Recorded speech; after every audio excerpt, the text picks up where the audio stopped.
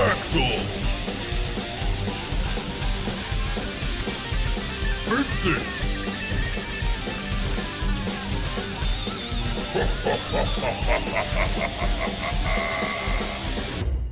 You find yourselves in a room that held what appeared to be a large feast that disappeared from sight at the moment that you touched the beautiful goblet, also known as a ewer, in the center. Specters appeared, ready to attack. And frankly, this isn't that different than what you've found so far during your adventure in the Amber Temple. Upon arrival, you discovered what appeared to be some sort of camp. It looks like people had bedded down and taken refuge here for some time before moving on further into the temple itself. You found the burned and charred body of what was clearly a dusk elf, the pointy ears the only thing giving it away at the time. You found several other rooms, one filled with empty vials, another with a very large replica of what appeared to be Castle Ravenloft.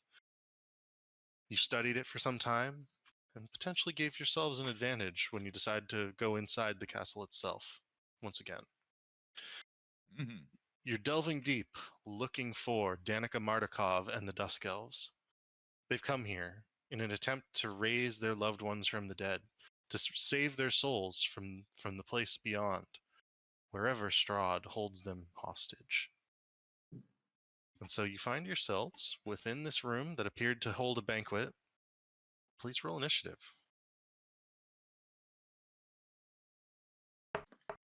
A lot of spooky ghosts in here, guys. Are you afraid of ghosts? Nat 1 for my first roll of the night. Starting I'm strong. scared. All right, so it looks like Irina, of all people, is going to go first. And she is immediately going to use... Channel Divinity. Oh, yeah. Yes. She is going to use... where is it? Wow, wait, maybe she can't turn undead? Oh, no, she can use it. She can use it once. So she will use Channel Divinity, turn undead. They must all make a Wisdom saving throw. Cleric spell save, which is going to be a 13. And I will make those now. Oh, shoot. Sorry, give me a moment. I have to turn hardware acceleration back on. Keep forgetting Axel as a monkey. Yeah, he's still training.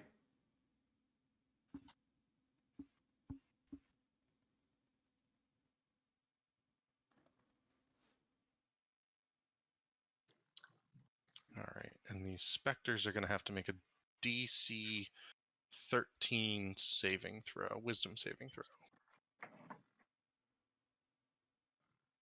Okay. Let me roll that to everyone. Ooh, natural 19. So in this instance, they are going... Oh, I guess I could do it for a bunch of them. It won't be all of them that make that. So 1 failed, 1 success, 2 fail, 3 fail, 2 and 3, 2 and 3 and 3 actually, and then the last one is 4 succeeded and 4 failed. So in this instance, I'm just going to go around and say, is there a turned token? I don't see one actually, and I would have to double check. Turn undead. Kind of like fear. Gotcha. So if fear works, I can do that. I can use frightened for a token. Might be wrong though. It might just. No, I think at high levels it just straight up kills him, right? Yeah, but she's relatively low level cleric. So these ones are all afraid of her, and that kind of makes sense. One of them's very close to her, and that is going to be her, because that's an action, that will be her full turn. And she will pass it at this point to Esmeralda. And Esmeralda has quite a few powers she could use, but she's just going to try to strike at them, I believe, with Firebolt, because I think that could do quite a bit of damage. So she'll use Firebolt to hit, and she will get a 25, and it's going to be 2d10 for her.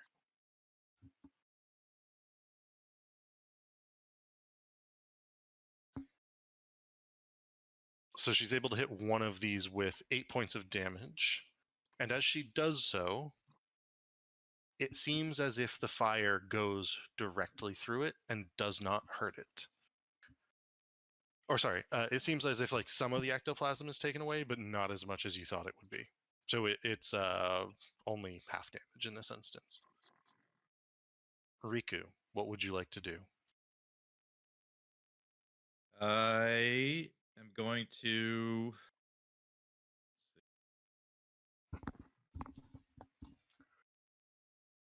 So I know at least like one of them next to me took some damage. You know that she hit.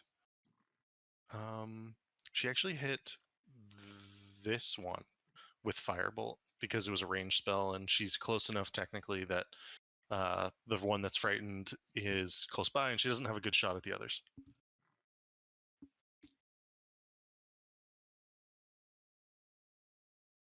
Riku's instinct is to try to blast him with his spell, but I feel like I don't want to make too much noise because there's already a bunch of guys here. I want to alert any more spooky men's. So instead, I'm gonna pull out my sword and bonus action.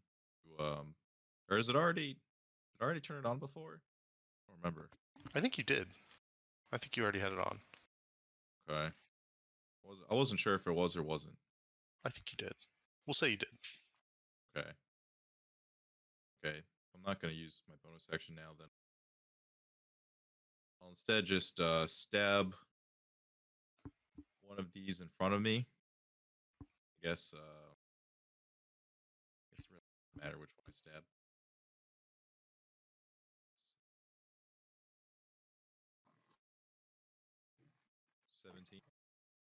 $17. 17 is a hit. And I think I get an extra D8 because of this thing's an undead, I assume, right? Yes, it is.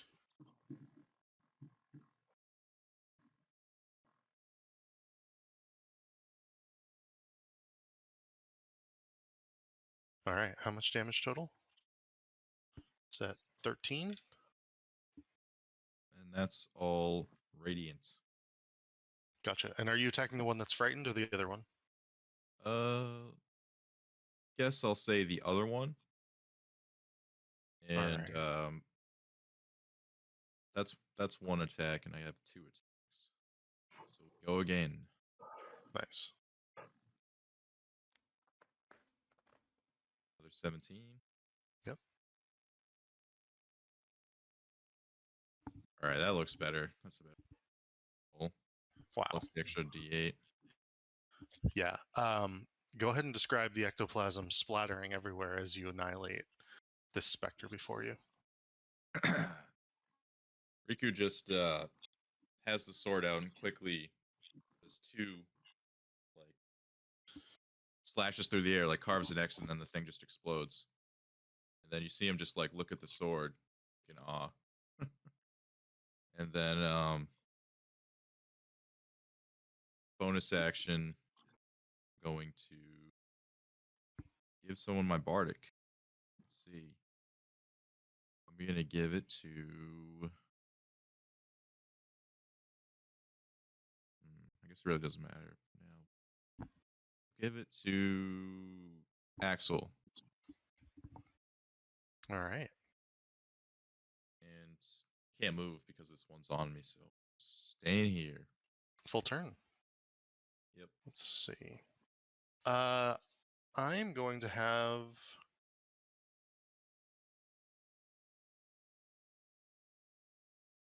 I'm going to have Rictavio touch like reach out and touch Irina's shoulder and use protection from good and evil as a first level spell slot, meaning she'll have or creatures of that type will have disadvantage on attack rolls. She can't be charmed, frightened, etc. against them. So she is protected on some level. And that will be his entire turn, bringing us to Axel. All right.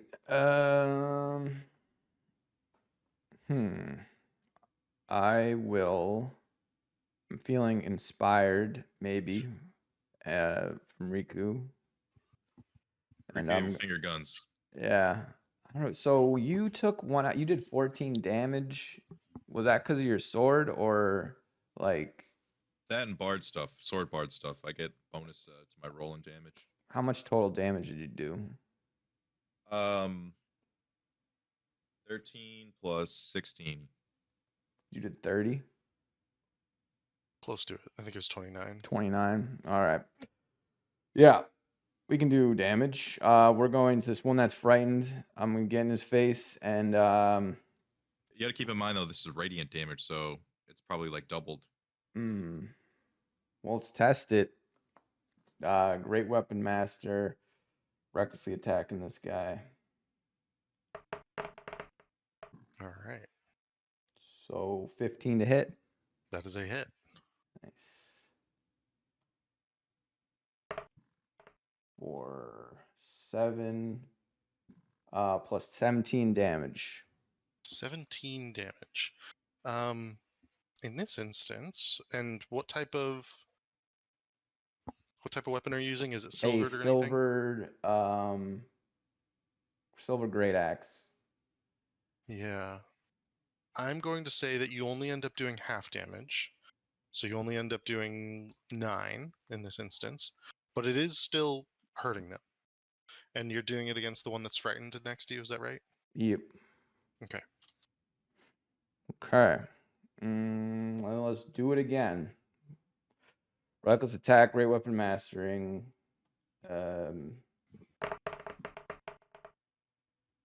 For 15 again. Yep. Roll the 1. So it'd be 14 if it was total, and so 7 if it's halved. Yes. And again, you're able to like rip some ectoplasm away from it. As your axe sort of carves through, you can see the silver on the blade sort of shimmering and allowing you to do any damage you suspect as you do this. And so your weapon is allowing you to be somewhat effective here, just not fully effective. You do splatter some ectoplasm across the floor though as this happens. Okay. Riku would yell out, "Use your magic weapons!" to the group. If you have any. Oh yeah, because we're all carrying fucking lightsabers. You have a +1 dagger. That would work. Was it? Does the silver? So silver doesn't count as like. Well, I don't think it's not magic. Depends on the creature, depends on the instance, but it doesn't appear to be doing full damage in this instance. All right. You add your sneak to the dagger too.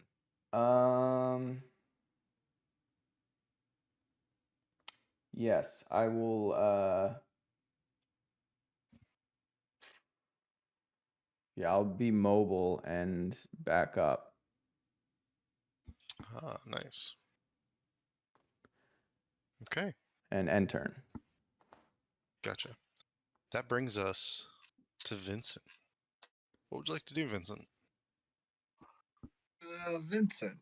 Well, can you hear me? Yep. Yeah, we can hear you. Yep. All right. Vincent's going to.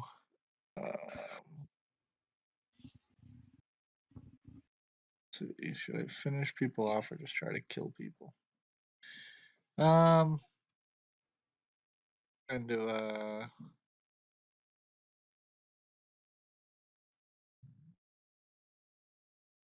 just finish this guy off. Why not? I'll shoot at the guy that Axel was just tuning him up. Try to finish him off.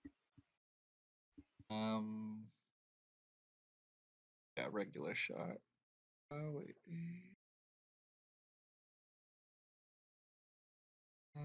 No, I'm gonna try to. No, I'm gonna do the snipe shot. So -5 to this. Decisive. I did not do good, but I'm gonna use all my cool stuff now that I have. So I'm gonna redirect that arrow then to the guy behind him. Okay. It's my And bonus. Wait, is it a bonus action or is this a free action? That's cool. See what it's called. It's called.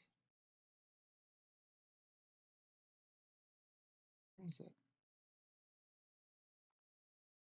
Um, pulling up your character sheet again. I want to see how this is done. bonus action. Oh, curving shot. Here we go.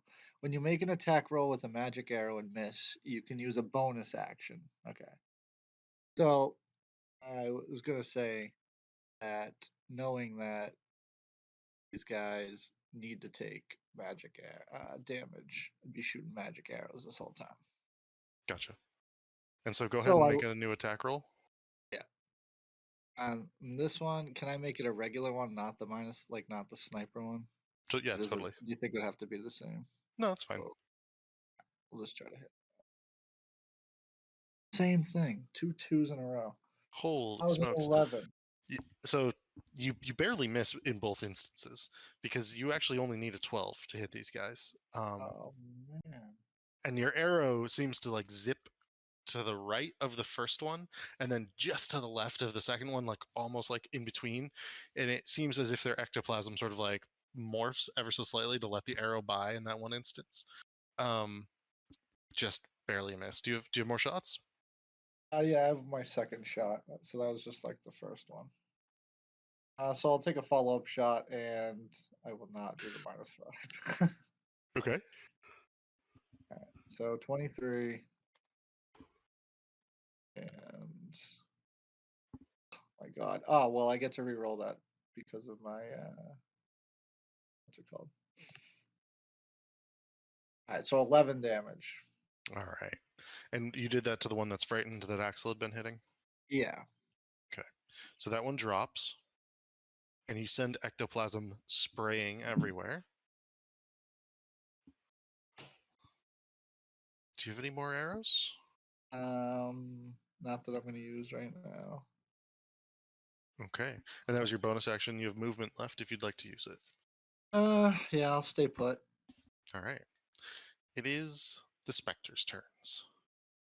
In this instance, the one that Esmeralda attacked is going to fly through the air straight up to her, and it will begin to use its life drain spell attack against her. That is going to be a hit for 21. It's going to do 8 points of damage against her. And it's also going to reduce her maximum HP by the same amount if she fails a Constitution saving throw. So she needs a 10. Oh. She got 22. She's all good on that. That would be the first one. This one's dead. This one's dead. The rest are alive. The one that's petrified, I will move this to the other side of the room. Riku, Axel, and Irina, and I'm going to say Uriel, you can all take attacks of opportunity against this thing. Oh yeah. Why not?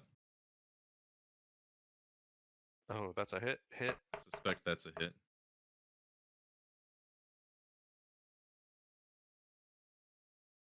Axel, you sadly missed. Yep. Let me see Irina's. 21 radiant. 21 radiant. And if... Okay, the equal hit, this one's down.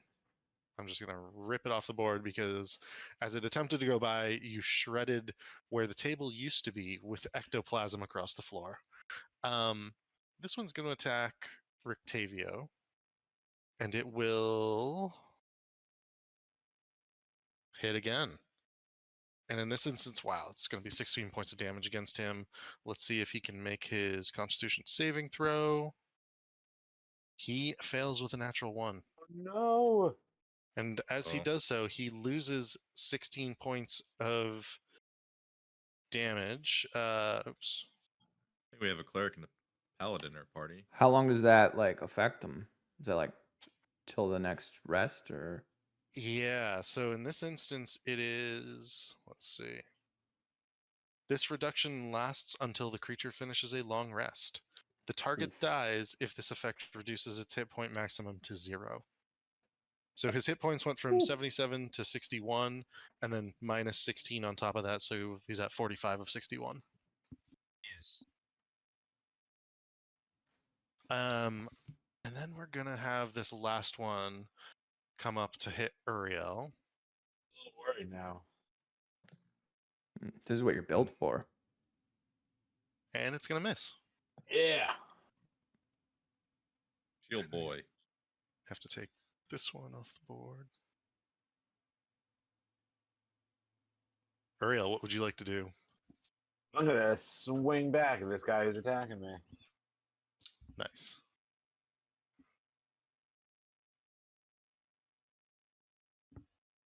So 10 silver damage and 3 fire damage. And attack number 2. That's a hit. So 21 total damage plus 3 fire damage. For 24. And you're you were using like a slashing non-magical weapon? Yeah, just silvered. Just silvered. Okay. You send a good amount of the ectoplasm spraying everywhere. It is bloodied, so it's half health has been taken away at least.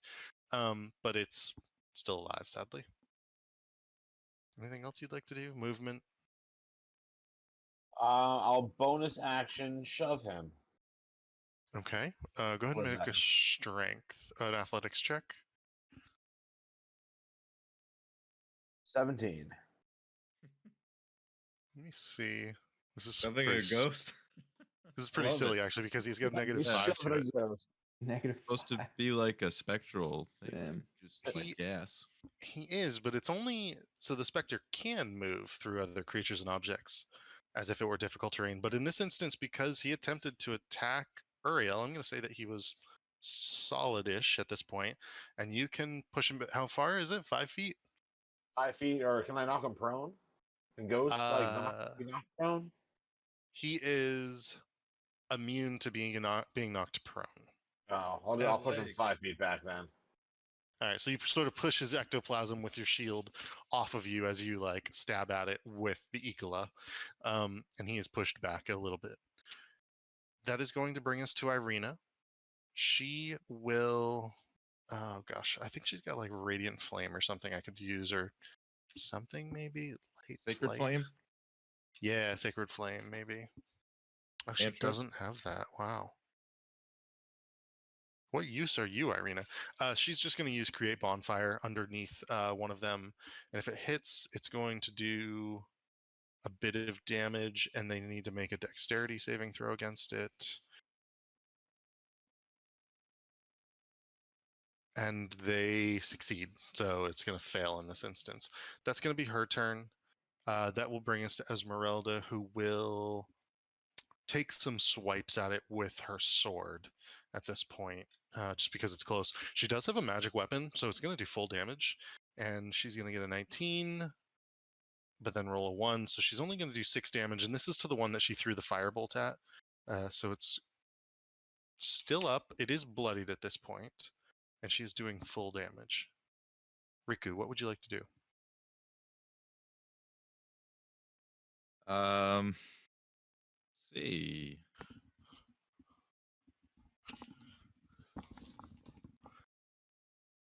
I'm gonna run in. Try to finish this guy off who ran away, or Uriel pushed.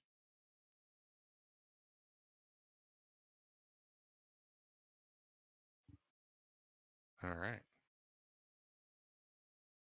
That's good. That is going to 18 Is that radiant. Yeah, that's going to finish him off. And once again, ectoplasm is sort of slid. Your sword goes through the ghost, and as it does so, it's almost like a goo that sort of sticks to the sword. The radiant damage in particular seems to gather it up, and it's like drawn towards the sword, and then you like sling it across the room. So this is all in one motion. Like you just see Riku run by you, kill this one, and then just keep running. Attack this one as well. Have enough movement to do this. Okay. Second attack. Ah, jeez. That is sadly a miss. Although, no, that's going to be a miss. Sorry. Is there anything else you'd like to do, Riku? Might as well give out another bardic. Riku, misses, and then one action turns around and gives the finger guns to. I guess Vincent was having a little trouble, so Vincent, you can have the finger guns. Thanks, pal. Yep.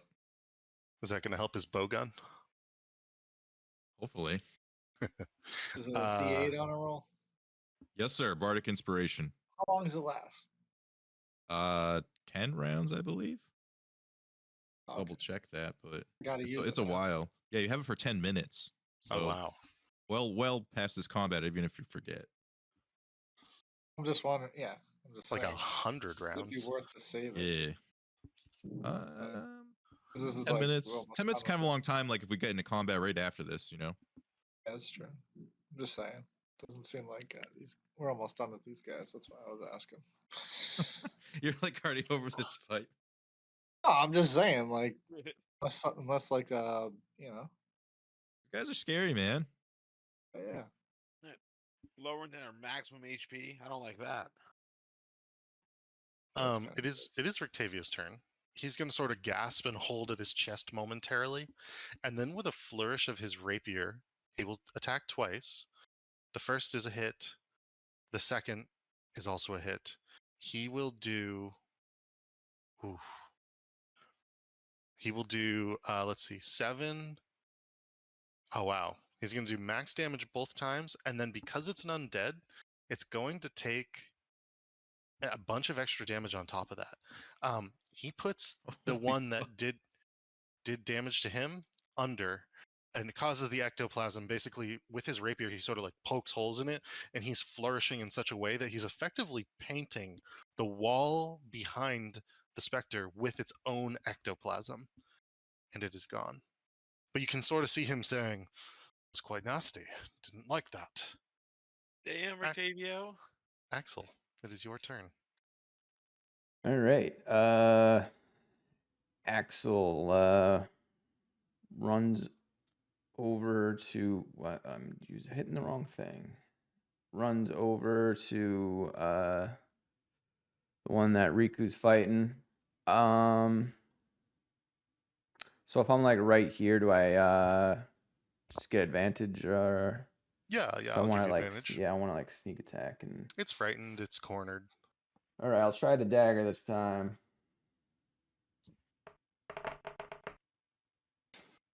13 and 12 was the lucky number, right?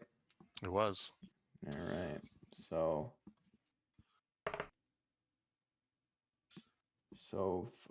and then the sneak attack is we rolled a 1. All right. So we did 8 damage. But it is fully, like, all of it counts, and it is nearly Yeah. dead. All right. We'll go in for another stab.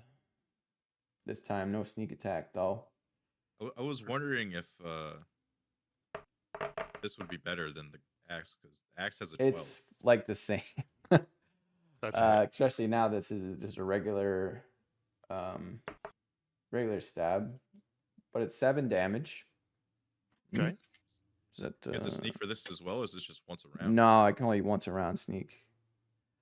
So so is it? It's almost dead. I think I said the wrong one for a moment there. It's you've bloodied it quite badly, and it's on its last ectoplasm. How much? So that was You have 15? 25, 10. So okay. So, well, good luck, Riku. Slide out. Yeah, Now you're acting like a rogue. and turn. I'm trying to Vincent. go a whole fight without raging. Interesting. Yeah. I mean, you have 2 classes, so you got 2 options to fight. That's a pretty cool combo, I gotta say, between like the barbarian and the rogue with mobility. Vincent, go ahead. Alright, Vincent will try to finish him off again because no, Axel's wounding him, not finishing him off. Regular shot, nothing crazy. Magical arrow. 22 to Alright. hit, 10 damage. That's a hit, and the damage is going to finish the one. Which one are you going? The one against next to the Riku? yeah. Yeah, that one's gone. Then I'll turn my sights to the other one and try to snipe shot him at -5 and try to do a lot of Okay. damage. Nice. Magical arrow once again. Yep. That's a hit.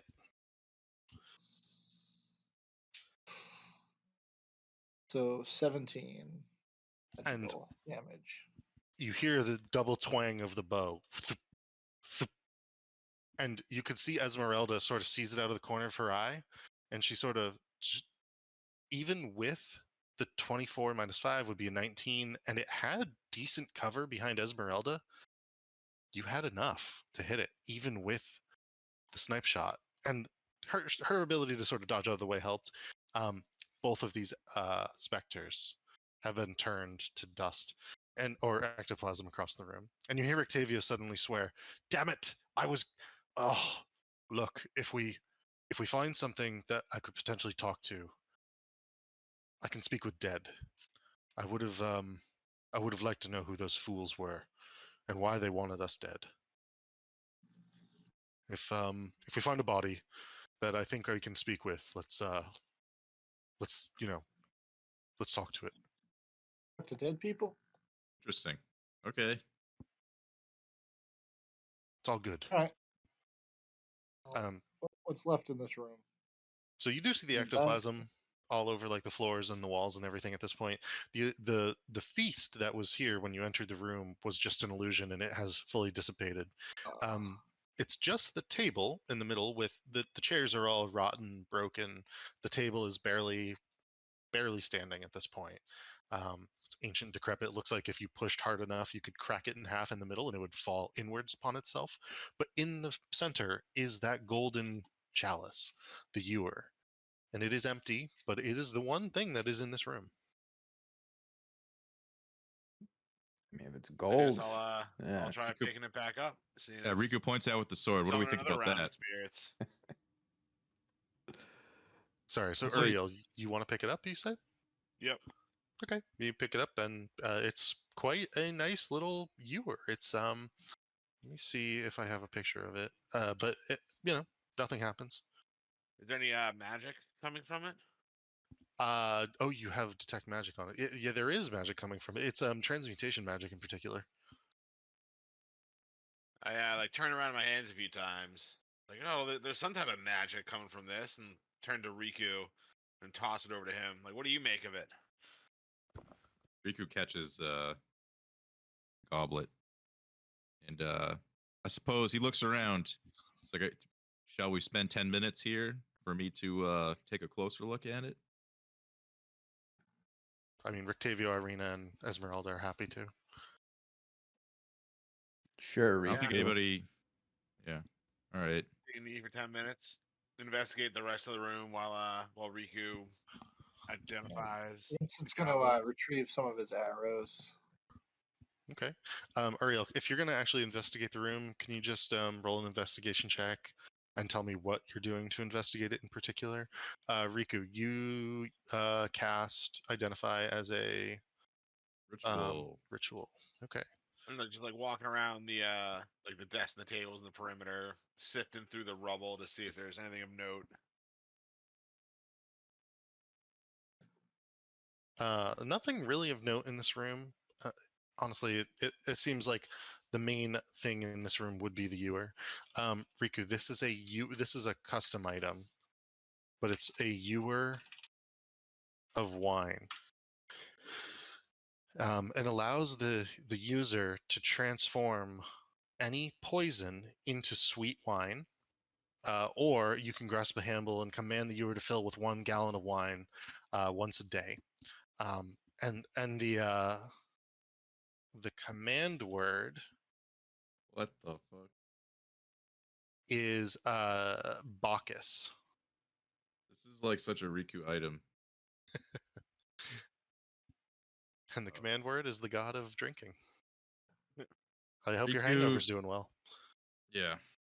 Riku grabs the chalice and then holds it up and uses the command word and says, "Check that out, guys," and then puts it down and then gives it to like Axel, who he assumes knows how to drink specifically. He's like, "Here, check it out. That's not even magic. That's real." It Is it- smells good too. It smells like good wine. Okay. Oh, it's You not. guys thirsty? Riku takes a sip, hands it over. So is this like? Is it good? You're not. All right. I'll Riku try took a it. si- Yeah, Riku took a sip. and Riku then already handed took it a to you. sip. All right. If Riku already took a sip, then I'll drink it. Yeah, I mean, how much are you gonna actually drink? Oh. Oof. Like half. What? Okay, so you start to guzzle from this, and it's immediately you can tell that it's alcohol. It is wine. Go ahead and make a Constitution saving throw, please. Yeah, I had to. Drink 13. half of it.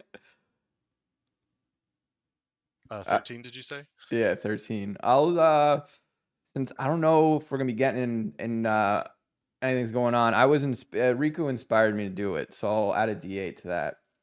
Okay. You're gonna use my bardic on it. Yeah. Right. So 13 plus a 6, we got a 19. Okay. Let me just see. I think there is a rule for drinking in particular. I think it means that you're poisoned. I think if you fail, maybe. I'm not sure how it works. But it is like I think it is like basically poison.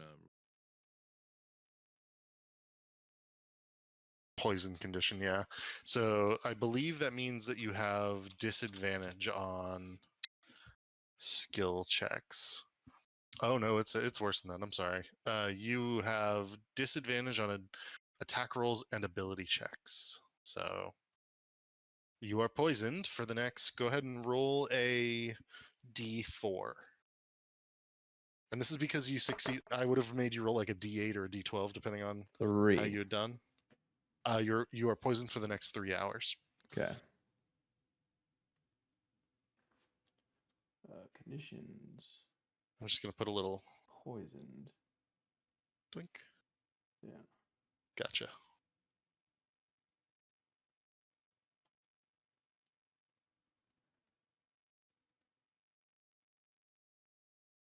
Well, glad to see that you found something tasty. Onward. Did we Rictavia did sort of any- saying. Anybody else want to sip? Esmeralda holds out her hand. She's like, "May I?" Of course. Just go easy. Looks like Axel Axel had a just- bit too much. Axel just burps in her face. Unintentionally.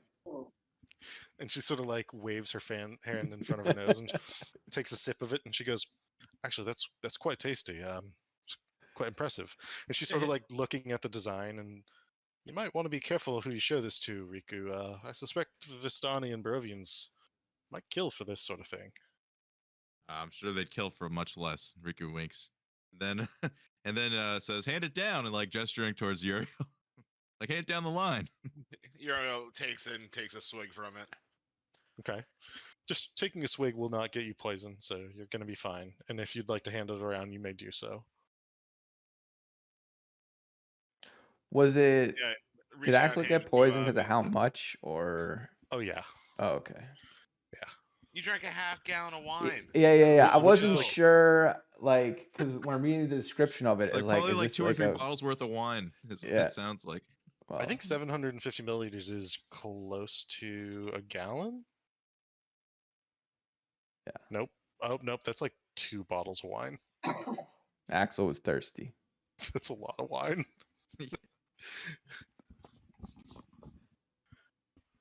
Axel, that's just like 2 gulps. Oop, oop. Yeah. So you pass it around. It's quite nice. Vincent will take raise it to the sky and say, "To the death of Strahd." You're here.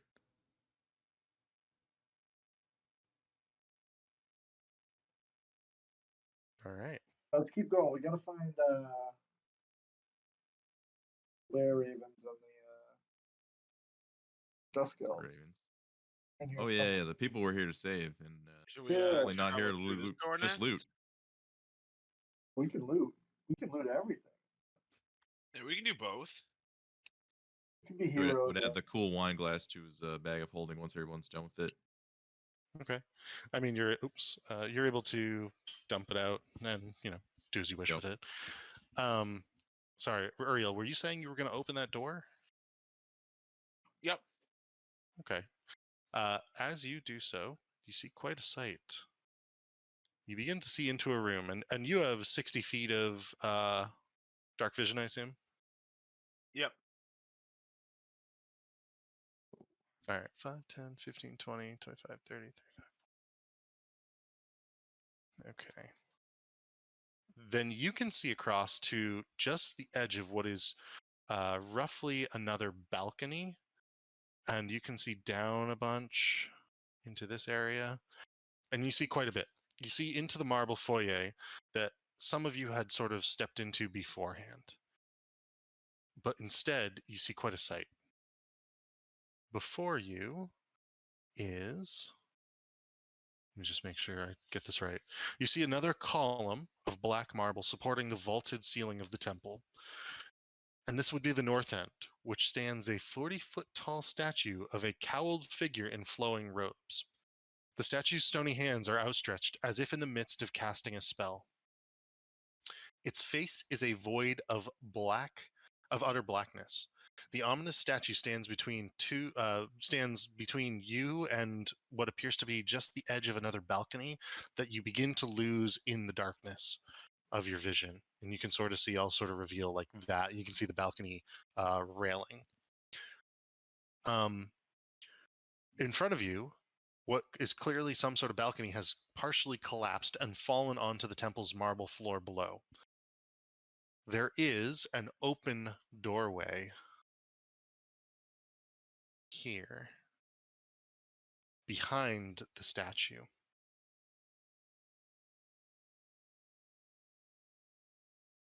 In front of an open doorway. Oh, sorry. In front of an open doorway.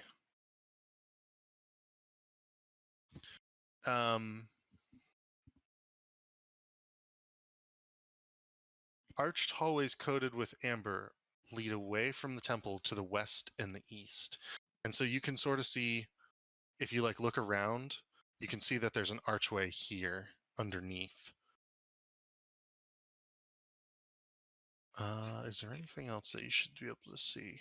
Not from this point of view. We open these right here, and these are doors. Yeah.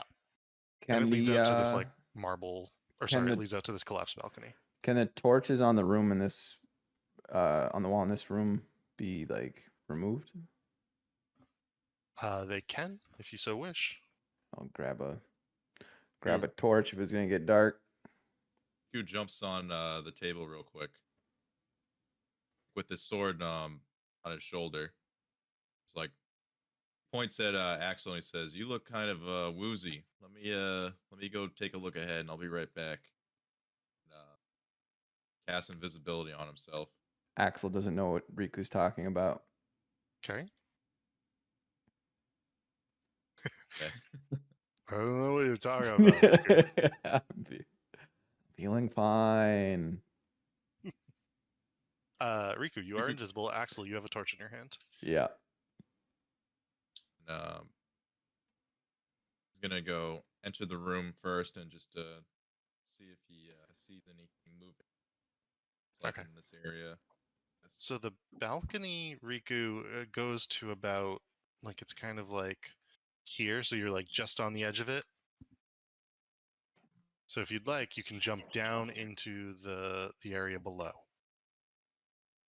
So these doors are on our level, and then so there was an opening down here, Ye- and this is on lower level. Yeah, I think that's where the opening is. Let me double check that. No, sorry, the opening is beneath you. The opening is where I sort of revealed this door, but it's also beneath you. So there's a door here, and there's an opening beneath you that goes into a room beneath that door. Well, I guess before I jump down, I would go over to these doors and try to see if they're open, if they're locked. Okay. That one in particular. Switch back here. That one in particular is not locked, and I can open it for you. Would Yeah, you Rico, like just- you would You like just to throw open it open. Okay. He's feeling confident being invisible with the sun sword like out, ready to go. Sure. This bare room consists of a foyer to the east and a shrine to the west. Candlesticks draped in cobwebs stand in the four corners in this foyer. In the shrine, a faceless obsidian statue stands in a raised alcove at the western end of the chamber. Slumped before the statue are two desiccated corpses in tattered garments. Two pairs of alcoves line the walls in the north and south walls of the shrine. Okay. Riku takes note of this room, then throws his sword back on his shoulder and jumps down. Okay, we're going to switch over to this one. And we'll leave everybody else behind momentarily. And you can see Then- quite a bit here. But before he jumps down, he yelled back to the group, "That room's trapped." Just run back, drop down. Actually, sorry. Before you jump down, I'm going to say it is a 30-foot drop. Oh, it is? Okay. Yeah, sorry. Or is it a 30-foot drop, or is? Let me double check that. It seemed like maybe there's like a pile of rubble. perhaps There to lean is. You on. might be able to sort of traverse some of it. I think it's like a 20-foot drop to the pile of rubble, actually, by the looks of it. Is that far enough that I would take damage? Yeah. So before you jump, you do see how far it is. You can still jump if you so wish, but I don't want you to jump thinking it was like 5 feet or something. Am I automatically taking damage? If you jump that distance, you would. All right, then I wouldn't do that because of my spell. That would just like cancel my spell. All right, I Okay. guess I'm staying up top then. Then we will flip back over. Is damage falling distance? It's like 10 feet is a d6, and then every other 10 feet onwards is another d6, up to like 100 feet. You said this is like a statue, right? It is. It is a statue of. It's odd, actually. It looks very similar to the statue over here in the room that you just opened, except that statue in particular that you're looking at there in the large room has, I believe I described it as having an utter blackness around its head and face. So if I had a strength of 0, which is I have an 11, does that mean I only have 10 feet of jumping distance? Yes. Are And you then thinking of trying to jump onto it? and then the edge is just like here. Yeah. Okay. And Rico's not doing that. Rico just comes back to the group and says, "The room north looks trapped, and I don't want to drop down because if I take damage, my spell goes away." He's like, "Does anybody have any rope to help secure?" Why don't you climb take down? the grappling hook? Okay. Hey, Vincent's got a grappling hook on him. Just use that. I mean, rope, grappling hook, whatever. It's tied onto something. There you go. guess I'll use a rope or a grappling hook and try to lower myself down rather than jump. Okay. Is anyone else doing anything while all this is happening? So if we just like watched him like go invisible and go explore, no, You we'd watched probably, him. I told you there's a room north, but it seems like it might be trapped. Yeah. On this level. That's why I was going to go down. I guess I'd go investigate the room north while he's scouting. Alright, Vincent then will go with Ariel and watch his back as he opens the door. Okay. But I'll stand back. Axel protects the women. You're like holding yourself against the wall, Axel. As you do so, like torch still in the other hand, you're like playing with the fire. Hand on stomach. Make a sleight of hand check to use the grappling hook in some way that you would like to attach it to Okay. something to go down. Uriel, we're gonna go back over to you. Give me a moment here. Oh no. That was a 7. Please, do you walk into the room, Uriel? Was that right? Yeah. Threw open the doors, walked in. Okay. Please roll me a wisdom saving throw. I told you it was trapped. No. 19. Good enough. You succeed, and I believe you succeed. Yeah, I think you succeed this. You're all good. Nothing happens.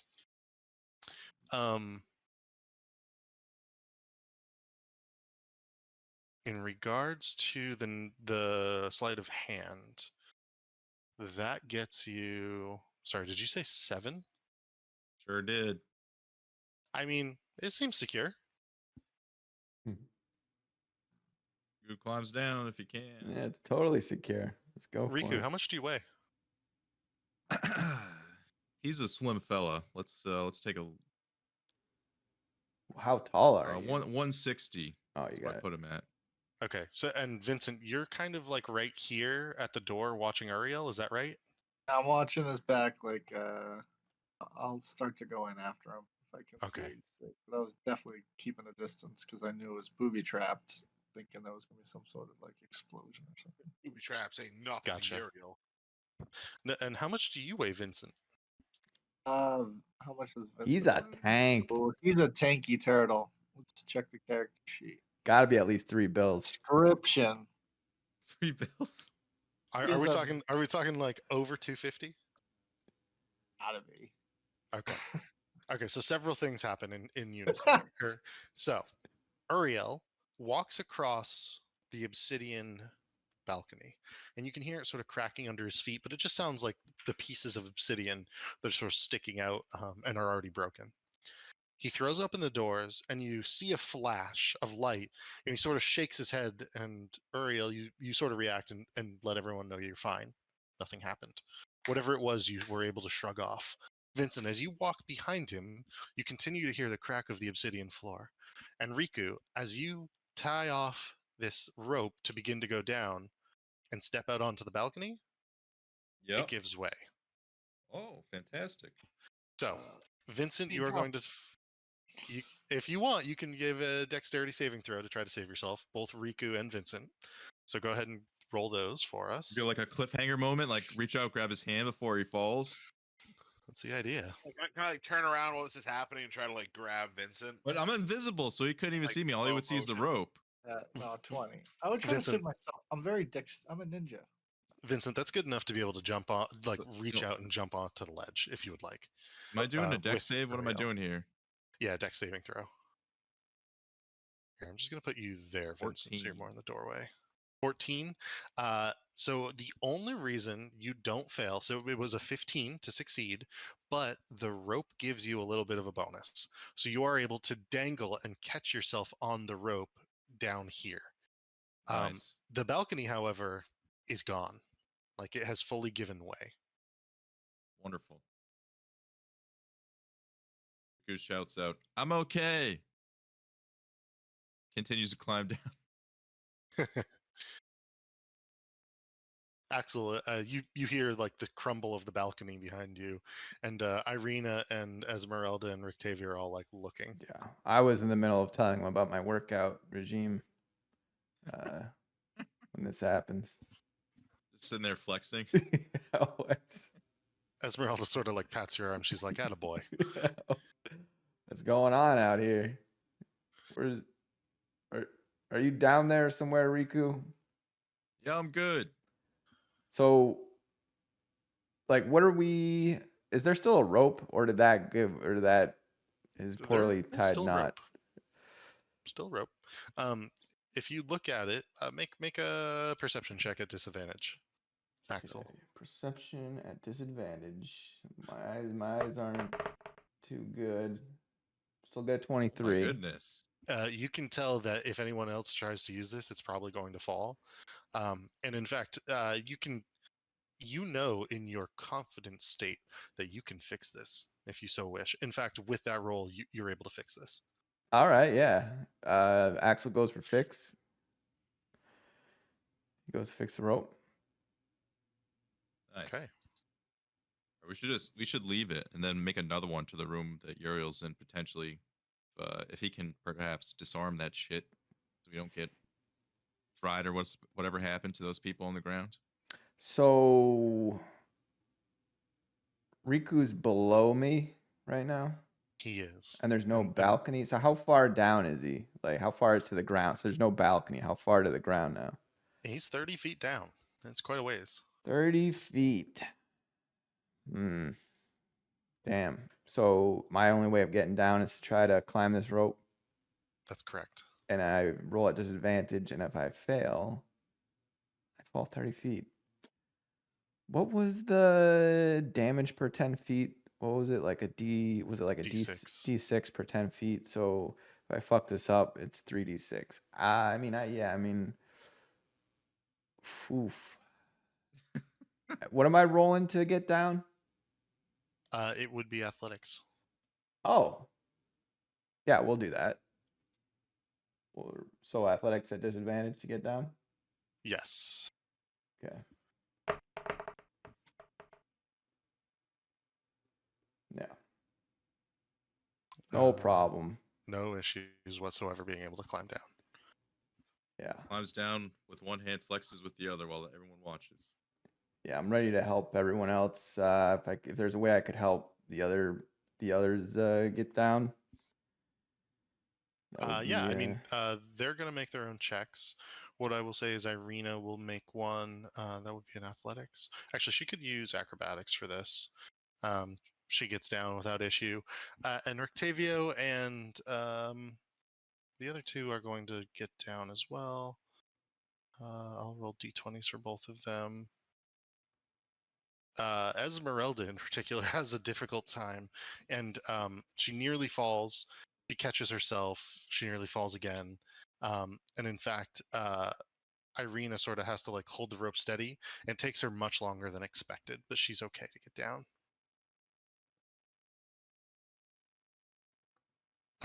Uriel and Vincent, what are you doing in the other room? Oh, Vincent, should we go investigate? Check this out over here, or should we set up a rope? Let's set up a rope first. So I go over to the edge, and what do I have? I have pittons and rope. So I try to like secure the rope to the floor and get something that we can climb up and down with. Sure. What would you like to use to secure the piton to the floor? Like, how are you going to get the piton into the floor, basically? Let's see, what do I have? Oh, I'll use my portable ram to hammer the piton into the floor. Okay, Vincent, if you would like to assist him by holding the piton, you may roll at advantage on this. Some like Three Stooges you're about to set up here. Yeah. I don't know if I trust him. with That's that ram. extreme. You got Portable ram this, in my Vincent. That's So what do I Pattern roll ram. for this? If he's not going to help you, it's just a straight athletics check. If he helps you, it's at advantage. Are you gonna help me, Vincent? I'll help you. I'll be a team player. And you're able to hold it in such a way where you don't think he's going to hurt you. Ooh. Uh-oh. Let's see. I mean, you're So nailing that's not you're, a it's you're Vince nailing a pit. You could have just used the butt end of a dagger. that's I don't it's have good a enough. dagger. It's all good. You sort of drop the ram a few times onto the pitten, and it sort of like shatters the floor, almost like mica, the way that like mica rock is on granite. But then it sort of like goes in deep, and you're able to loop the rope around it without issue. And so you could, between where that is at this point, and you could toss the rope down. You can now all get in and out of the space up and above and below. What else would you like to Wonderful. do in this room? I'd call down to everyone else. Be like, all right, we got a route secured. I'm gonna go check out these two bodies over here. Careful. And then Riku as he steps forward down here. Okay. and I'd come over here and take a look at these bodies and this like altar looking thing in the corner. Okay. Would you like to examine the bodies in some way or the altar in some way? I want to look for any like markings or I don't know belongings, anything that would give me any kind of idea about like what happened to them or how they died. Gotcha. As you're doing this, and Vincent, as you begin to walk around, there's another flash of blue light. This time, Vincent, please give me a wisdom saving throw. You got this, Vincent. 17. Good enough. Nothing happens. You're able to shrug off whatever magical effect just tried to grasp at you. Whoa. What Might still have what my type, bardic is for a little bit is there longer too. magic? Is there magic coming from the altar? Oh yeah, it's from the altar. You might Uh, want to go do a check what on that kind- what altar kind of ma- and What kind use of your magic? bardic. Ariel, what kind of an altar? It must be some sort of ritual or a god. It is glowing with the infused power of the School of Enchantment. And it's glowing quite heavily. It's very powerful, whatever it is. Do you think that these people died from this altar? Is that what the Yeah, because assumption would be? they weren't as So- tough as you and me. Yeah, I know. So let's get the hell out of here. It's gonna keep trying to zap us. I They feel like are we should two figure out if we can, corpses. like use it. Is there anything like on the corpses, like pockets I can search or belongings left behind? Yeah, they're not so old that they have like rotted away. And in fact, as you begin to search them, the only things that you find of interest or use would be what appears to be a crystal that is very clearly some sort of arcane spell focus on one, and an orb that would also be an arcane spell focus on the other. And in fact, you notice that both individuals are incredibly thin.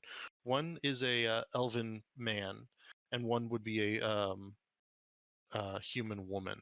Both of which seemed to have become very, very, very thin before their We think, death. they're too far gone enough that we think Rictavio will be interested in trying to talk to them. Ooh. Oh They yeah, are maybe they yeah, are well maintained corpses on some level. Alright. Then maybe we Sure, that- drag him good back. idea, for Vincent. Rictavia. no, while Uriel's investigating, Vincent will come over to the doorway and quietly shout to Rictavio to come up here. We think we found something that would interest him. Just there's some type of magical. Turn something it or off other. before he comes up here. All right, I'm so gonna he'll, turn back to the altar and jigger with it. See if there's like a switch or a button or depressions of any kind. what would you like to use to? And I mean, just looking it over in that way, you don't notice anything. You can roll an investigation check to look deeper, or you could roll something else if you wanted, if it made sense. It's up to you.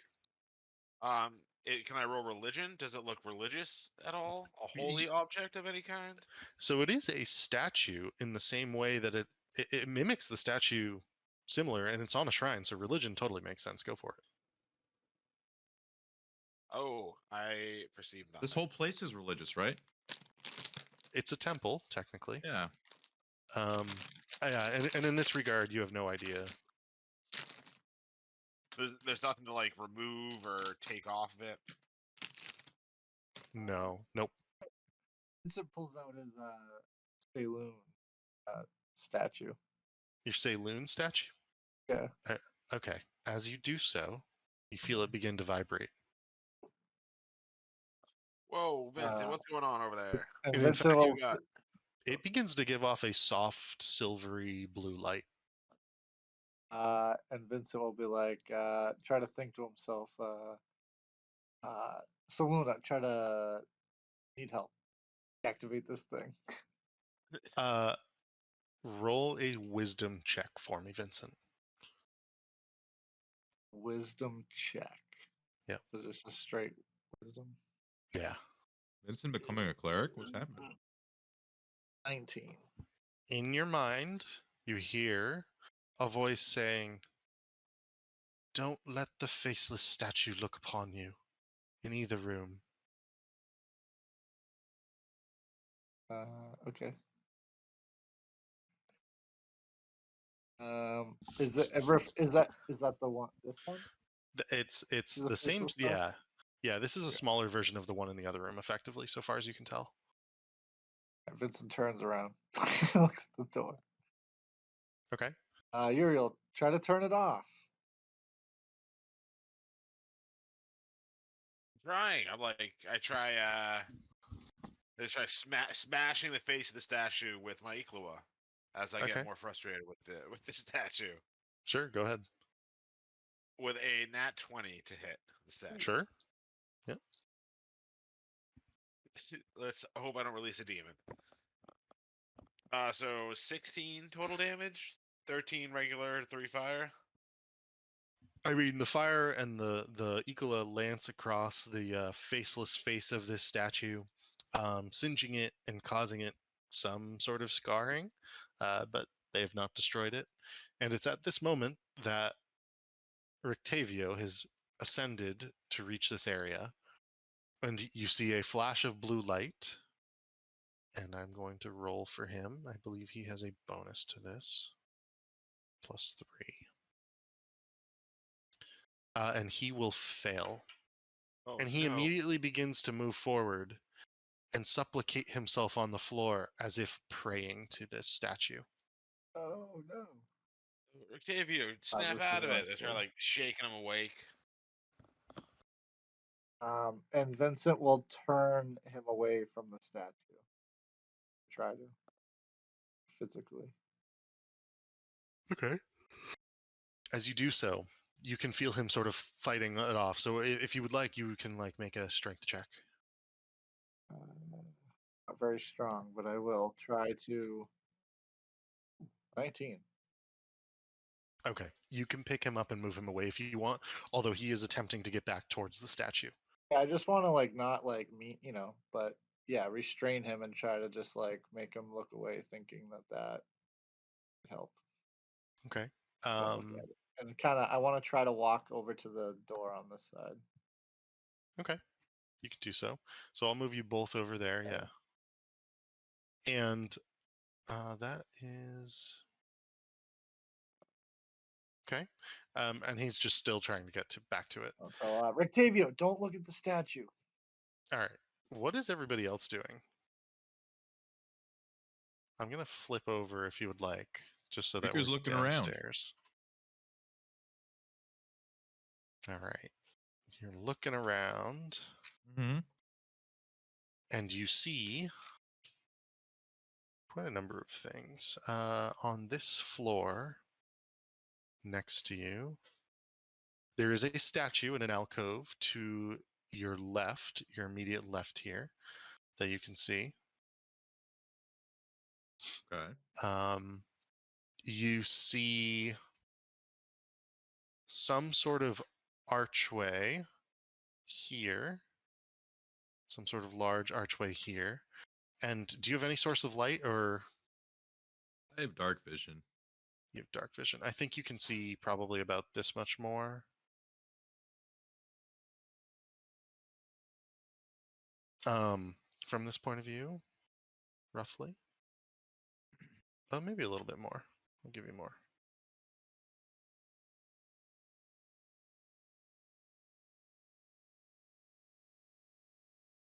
And so you can see that there's another column. It looks like there's probably another alcove on the other side. There's a door in the northeast corner. And you can see some of this area too. I guess I go stand in the middle of the room so I get a better look at the whole room.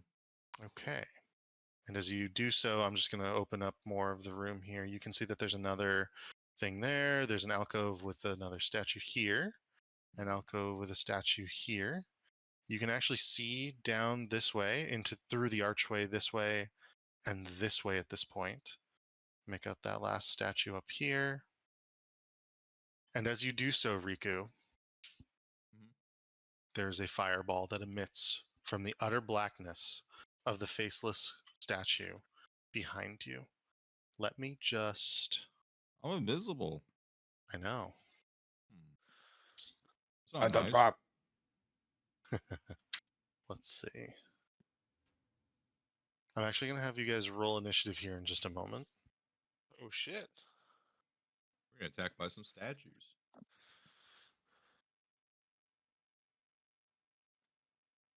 So this guy. Maybe something entirely worse.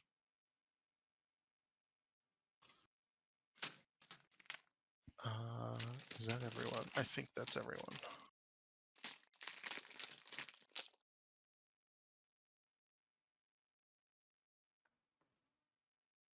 And you can hear a voice saying, "I can see you, scum," as you hear this fireball rip through the darkness behind you. So go ahead and make your dexterity saving throw. And everybody, please roll initiative.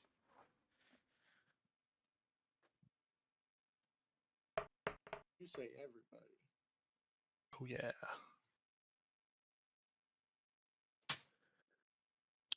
Do I roll initiative at disadvantage? You do. That is technically an ability check. Okay. Then So I got an 18 for both save and initiative roll. Okay, so the 18 is good enough to take half damage.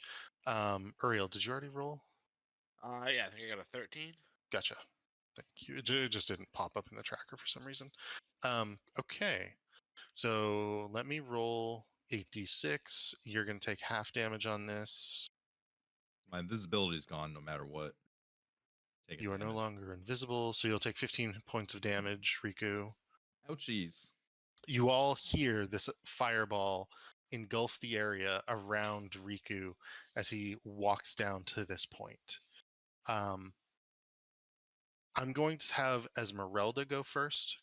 She will start the fight, and she will... Gosh. What is she gonna do? She'll yell, "It came from the statue's head! Get out of its line of sight," or something. And she'll begin to move 5, 10, 15, 20, 25, 30 to here. And she'll begin looking around.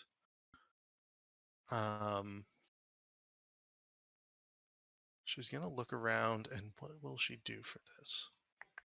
She'll roll a perception check.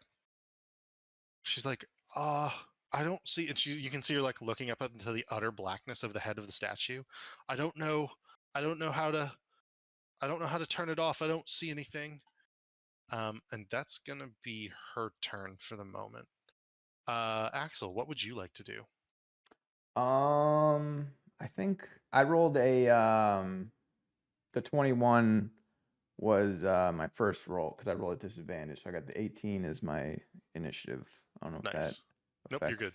Okay. You're good. What would I like to do against this statue? Okay. So I'm holding a torch, I think. And it is dark in here.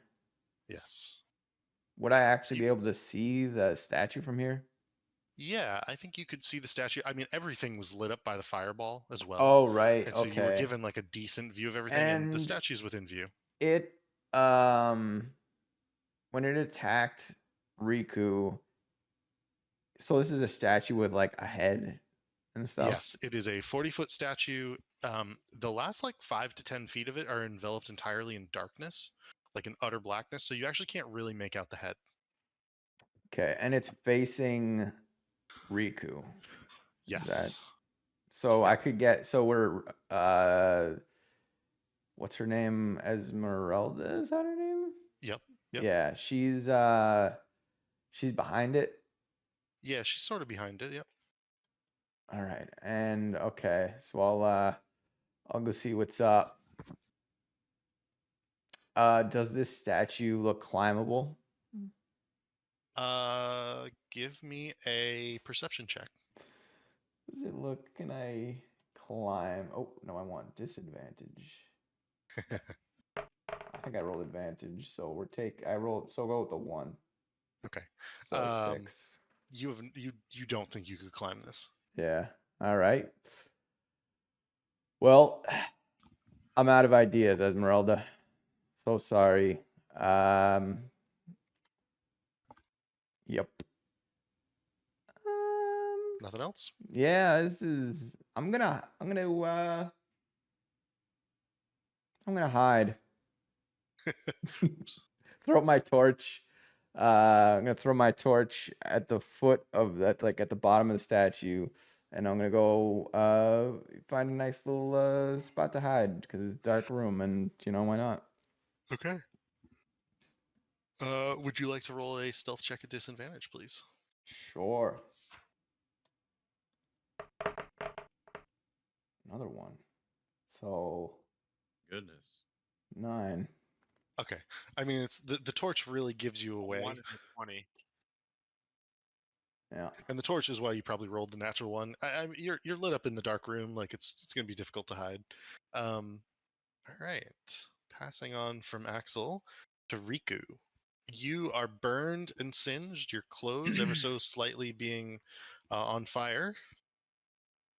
Riku, not happy about being hit with yet another fireball.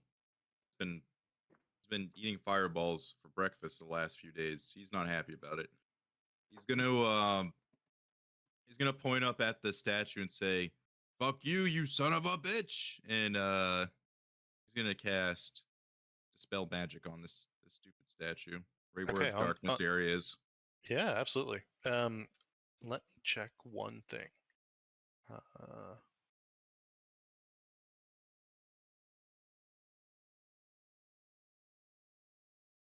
Darkness. Brother Darkness. I think it's gonna dispel it, but yeah. Only one aspect of it, or the whole thing? Well, the darkness is gone from around the statue's head at this point as you cast that.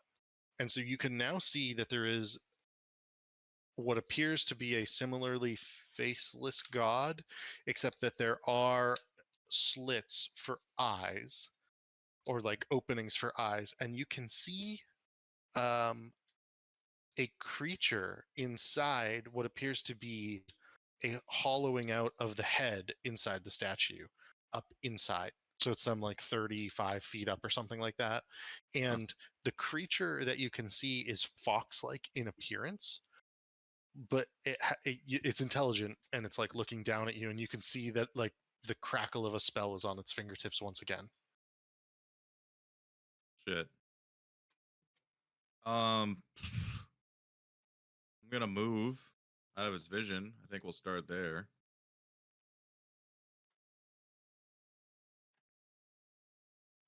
Go over yonder. Okay. And, let's see. Use a bonus action. Actually, I can't cast 2 spells at once. Okay. So, I think I'm gonna hang here. I'll use my bonus action. Sorry, you're breaking up a little bit. What'd you say? I think that's it for me on this turn.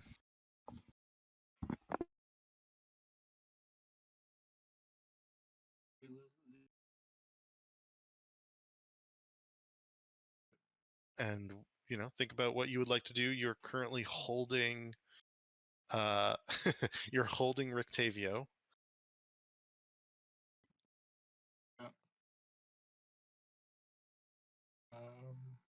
and I'll open up the entire. I noticed all the commotion, or hear the commotion. Yeah, you hear all the commotion. Then I would I don't know, is Rictavio like actively still trying to go pray or whatever? Yes, he is trying to put himself on the ground in front of that statue. Alright,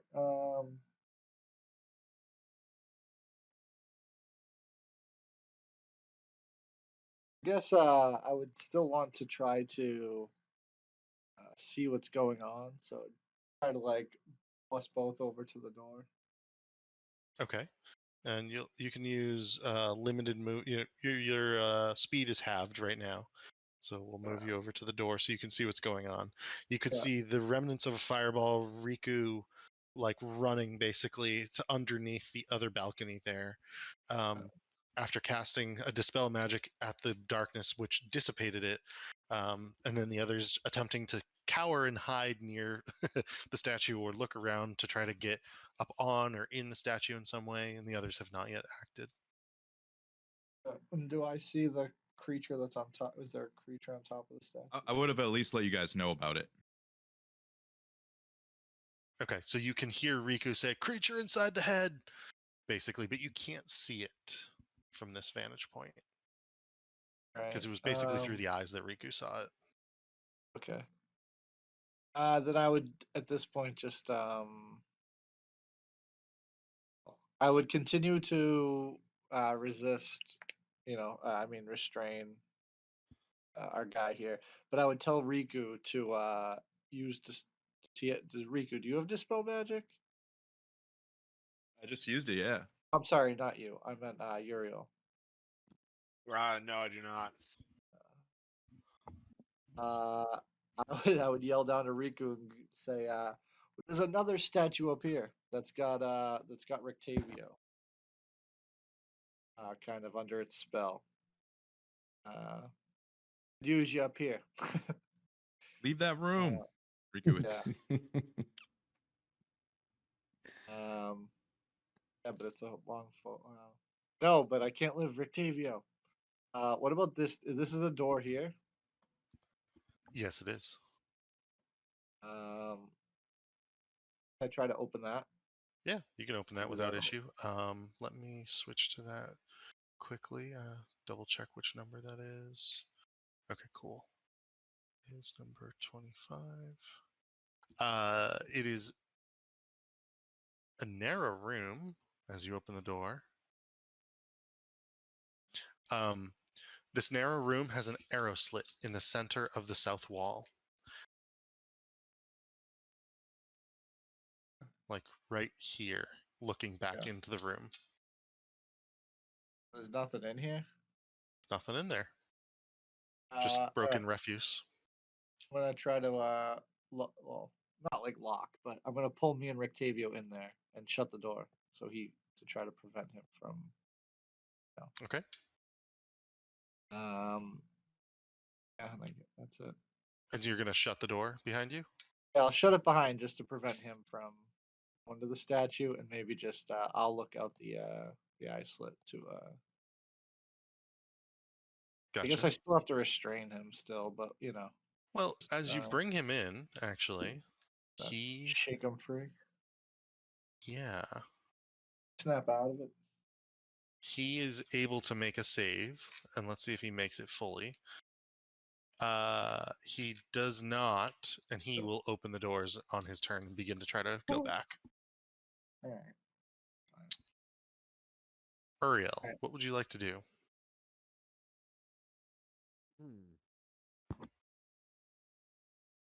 Did it look like I did like any damage at all to the statue when I hit it? Barely. It's very tough metal. Okay. Now, in that case, I'm going to come up to the doorway, see what all the commotion is. And I can't see the creature from where I am, right? You cannot. Yeah, you cannot see the face. Right. So let's see. Oh, that was already like all my movement. So I guess let's see, do I want any bonus action? Any spells?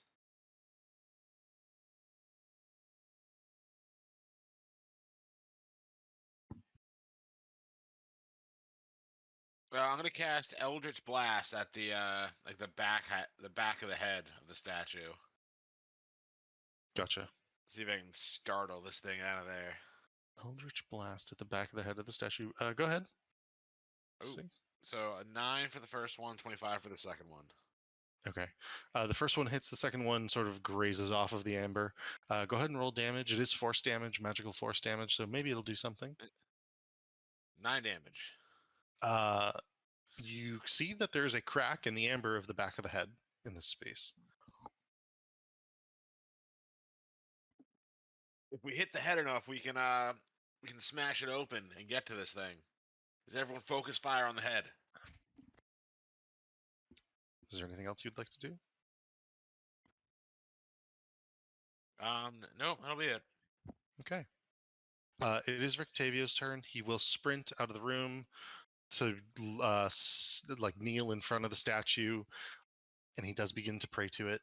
Falls to his knees and begins to pray to it. That will be his turn. Irina is going to yell, what do we do? Oh gosh. Okay. And she'll run here and she'll sort of look around. Actually, she'll run to the other side and be near Riku in case she has to heal you, considering you were hit. I didn't realize. I don't know why I have 2 Esmeraldas. Let me think for a moment as I do this.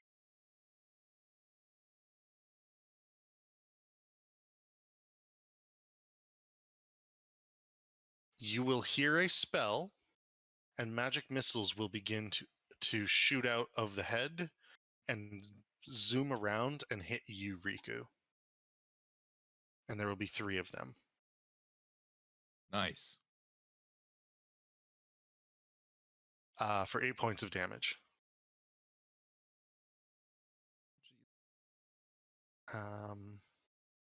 That will be the creature's turn.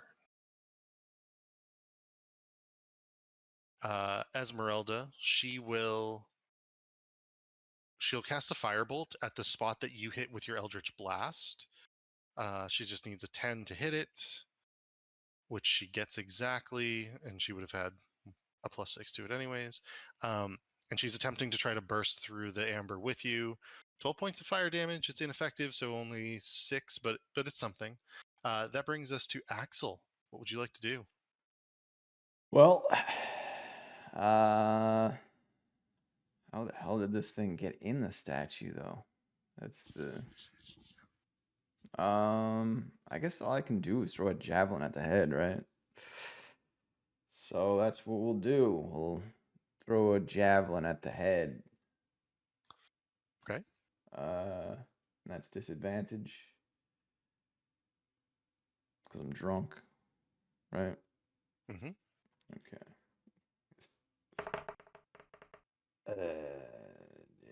Whiff. We'll use extra attack and try again.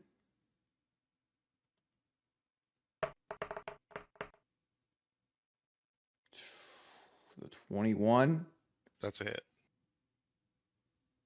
And it is gonna do 9 damage. Or if, Okay. I don't know if that's full or whatever, because I'm throwing a friggin' javelin at a rock. No, it's not bad. You're able to sort of like hit it up there, and you can see that you're chipping off some pieces with your javelin. Yes. Okay. Yeah. I just did the math on all that just to keep it tallied. Is there anything else you'd like to do? What's going on with what are you doing over there, Riku? What's is there a party? What's going on? Give me a party. I don't know. There's 2 people over there. I feel like you're by a door. I feel like any second you're just gonna escape through that door. Oh, I'm gonna kill this thing and that just fucking zap me. Okay. Well, I'll scooch your way a little bit. I'll end right there. Actually, wait. Ooh, how Only attacking me much? because it's only seen me so far. Yeah, and we haven't even hit the actual thing inside the head, right? We don't know what that thing's all about. I will rage. Oh, Okay. Yeah, he's not happy with the situation. yeah, I missed one. I feel like I'm Make a raging. Constitution saving throw. I'm raging. Uh, is that disadvantage still? No, actually.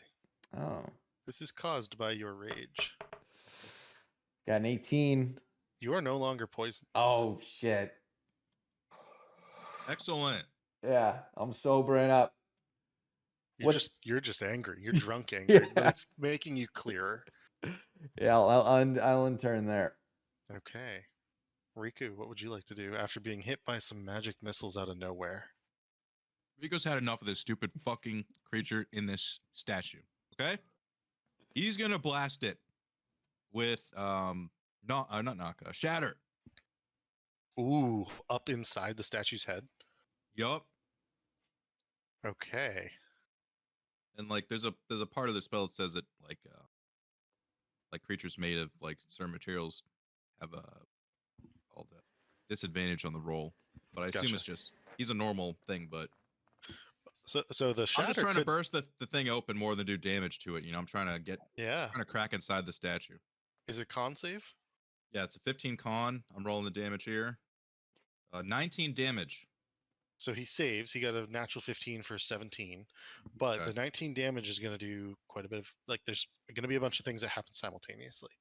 Okay. He will take half damage for 10, so that's going to happen immediately, and the head is going to burst open at this point.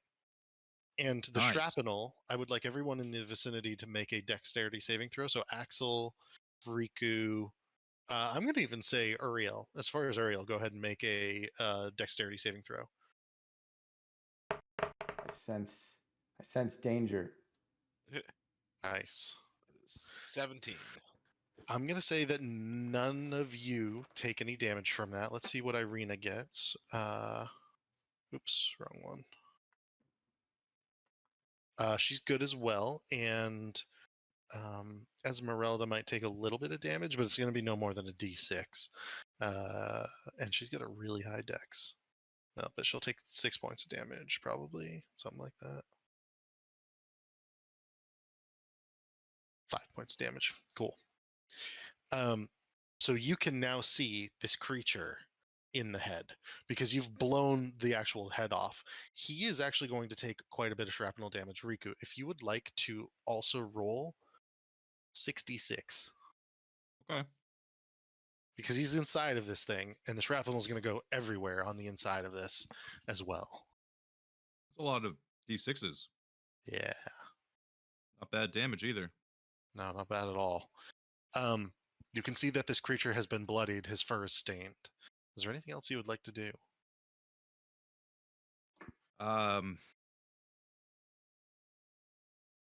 Jeez. I guess bonus action. Bardic Inspiration. To my man Axel, because he looks very angry and he looks like he could use it. He gets up close to this thing. Okay. Any movement? Or are you good? I guess I'd stand behind Irina and say, thanks for coming to back me up. Fair enough. It will. Okay. Vincent, what would you like to do? I see the thing now. Whole head like wide open. I see it through the slit. You can see it through the slit. Yeah. You're basically shooting directly across at it over everybody's heads. Yeah, let's do it. Okay. And let's do on the forever and always be magical arrows. And try to do some damage. So we'll do our snipe shot. Why not? Unlucky. Okay. Oh, terrible rolls today. That is not good enough to hit, sadly. Yeah. And I don't think I can redirect that anywhere because there's no other bad guys. Yeah. So we'll just take another shot, a regular shot.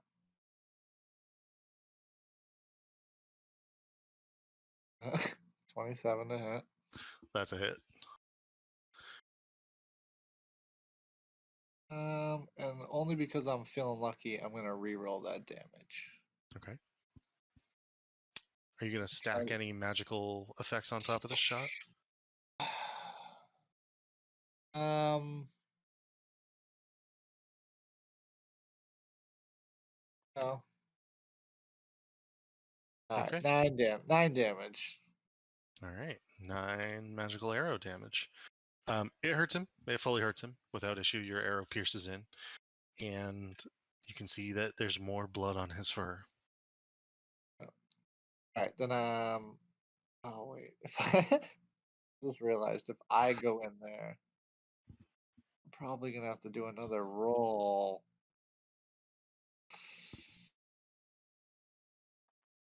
I gotta go help Rictavio out. Will I be able to shake it off?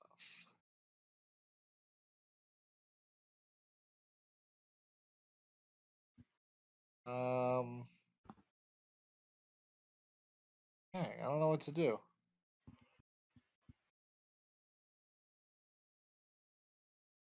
I would knock on the door. That's right here. And say and yell, Rictavio, open up. Let me in. Oh, I mean, it's open. The doors. Oh, He it's, threw the oh, it's doors open to open. go out. Oh, all right. Right. I'm going to go back into the room without looking at the statue. Hopefully nothing.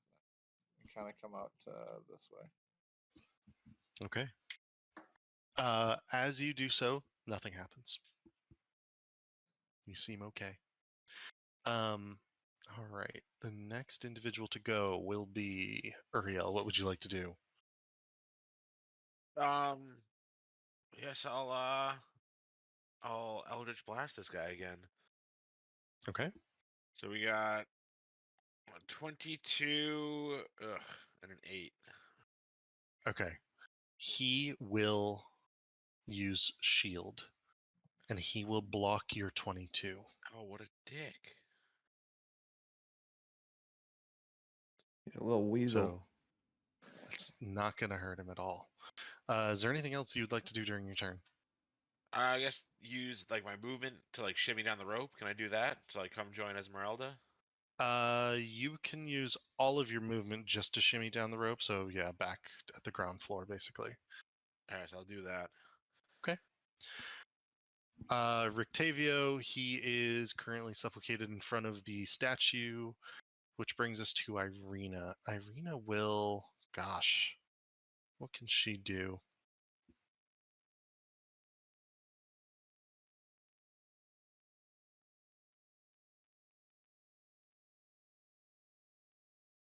She is going to cast Fairy Fire on this guy.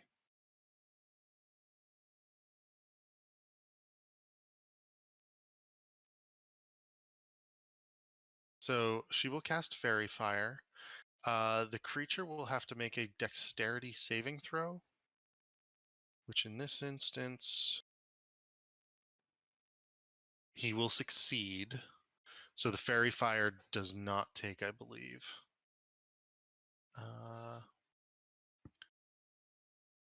If it fails a Dexterity saving throw, her spell DC is a 13. Yeah, so he succeeded. So it's all good. It is the creature's turn. It will.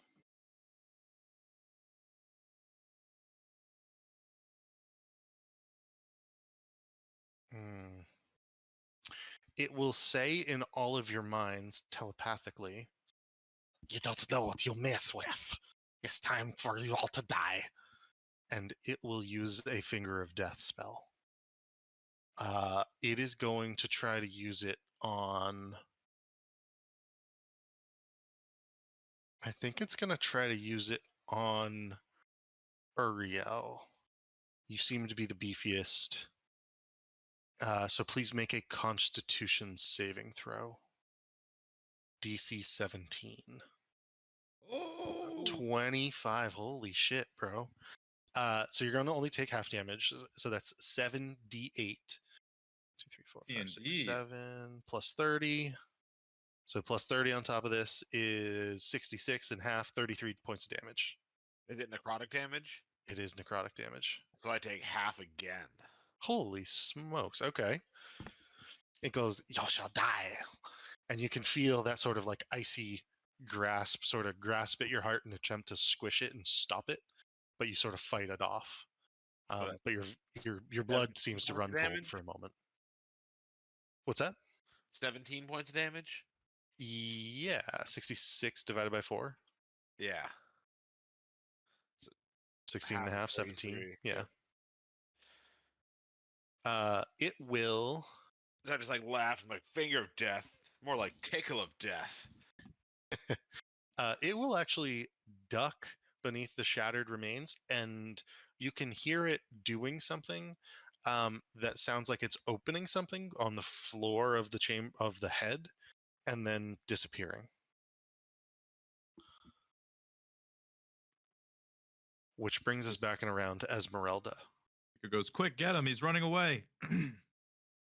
I don't know where's it going. How does it get in there? And she's just gonna move along the walls of the statue at this point, like feeling along the walls of the statue. And she will roll. I'm gonna say, is that gonna be? She'll roll perception for that. She will get to this point, and she'll be, hold on, I just found a door, and she's gonna open this door here, and she'll go, Nice. he's coming down. And she'll sort of back up with her sword drawn, pointed at the door, basically. And that will be her turn. Axel, what would you like to do? Okay. Axel hears about a door and goes for door, like stands in the doorway. So what's in? So I see him now. He didn't use like any invisible. Like okay, so he just Correct. went. He's descending a ladder down through the statue Ooh, and has like nearly reached the ground. what do I want to do to this guy? Yeah, we're so now I can actually like melee attack him, right? You can. Yeah, we'll He's a dead raccoon. give him an old fashioned here and recklessly attack, great weapon mastering. We're sober now. About to kill Rocket Raccoon. Ooh, with a 10 because I had great weapon mastered. That is a miss. He's know able to sort of what? like lift his legs up. I really want to hit him, so I'll use my session inspiration. I gave you the Ooh. bark too. Did you give me a bardic? Yeah. Okay, I'll use my bardic. I'll use the bardic Changes inspiration. everything. Yeah. I mean, I- I would hope. So it's a 13. That's gonna be a miss. And he's got shield on. Oh, he's got shield on. Little raccoon man. All right. Then I guess we're gonna take this shit. So I guess we'll do a regular attack. So we want to get damage on this guy, and we know he's got that finger poke. I mean, I'm the one getting finger poked. Sorry, he does not actually have shield on, but a 13 still misses. That's my Yeah. bad. You know what? Fuck it. Let's roll the session inspiration. Wait, can I do that? Yeah, you can roll the Yeah, session inspiration. let's do it because we. Oh wait, I almost want to. Give him a good whack, and we roll a 3. Okay, so we'll use our extra attack, Okay. and this is no -5. We're just going a regular 1, but we're still recklessly swinging at him because Sure. we want to make sure we hit. So 20 to hit. That's going to bounce off the shield, sadly. This fucking guy. Okay. Do I want to get fucking finger blasted? You know what? We will. Nah, we're gonna have to stay in the doorway. We're staying in doorway. Ending turn in doorway. Hopefully, won't actually. Embracing the finger blast. Will you guys be able to attack him if I'm standing in this doorway? So the only person that can see him right now, Axel, would be you, because he's Yeah. sort of like just half on the ladder, half about to jump off. You're sort of blocking his exit. Yeah, we'll block exit. We're block exit. He's in here. He shouts, he lets everyone know he's in here. Gotcha. And end turn, blocking doorway, ready to take some punishment. Master Riku, what would you like to do?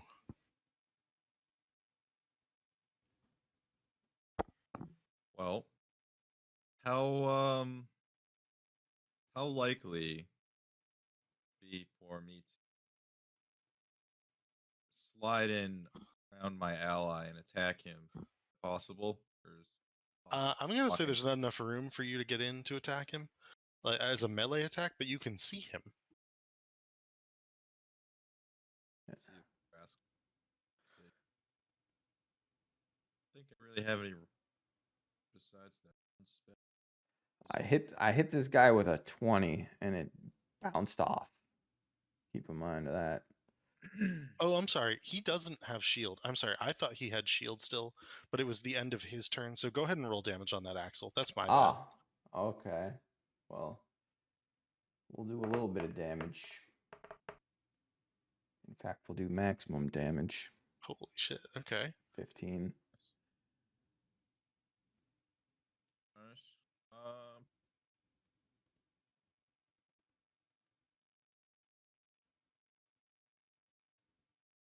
So his regular AC has to be at least a 16 then if a 20 wouldn't have hit. when do- Yeah, his AC's a 17. Just be a built-in thing. Hmm.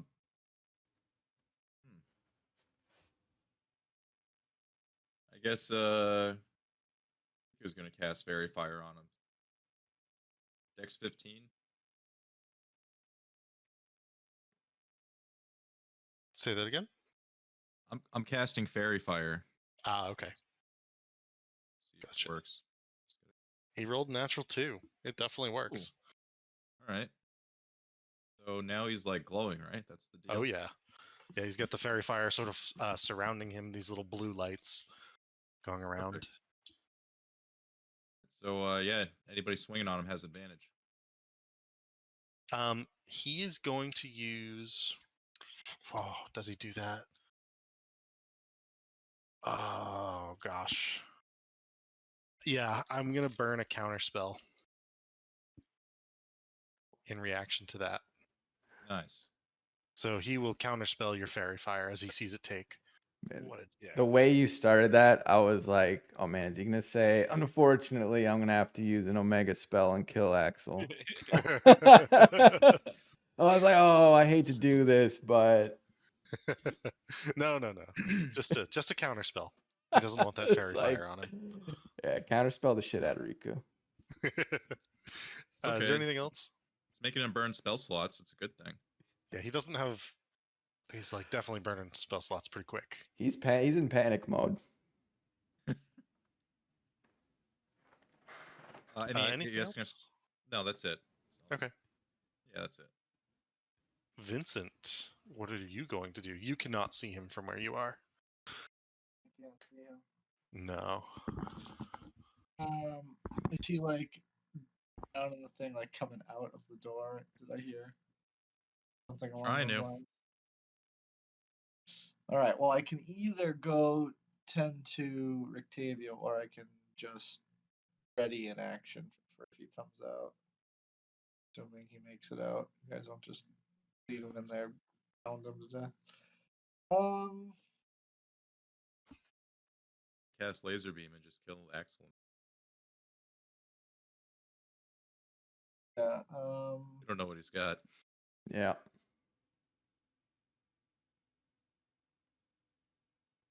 I would yell back to Rictavio. Rictavio, step out of it. Make persuasion check.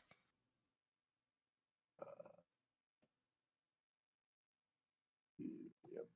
Persuasion.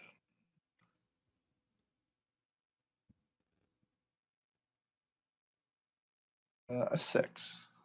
I mean, you can just hear him muttering under his breath. Actually, make a perception. Like, what's your passive perception? 16. That's a Is that bit 16. Yeah. right? You can hear him whispering, "Whispered one, whispered one, whispered one to the whispered one, whispered one, whispered one," over and over as he prays in front of the statue.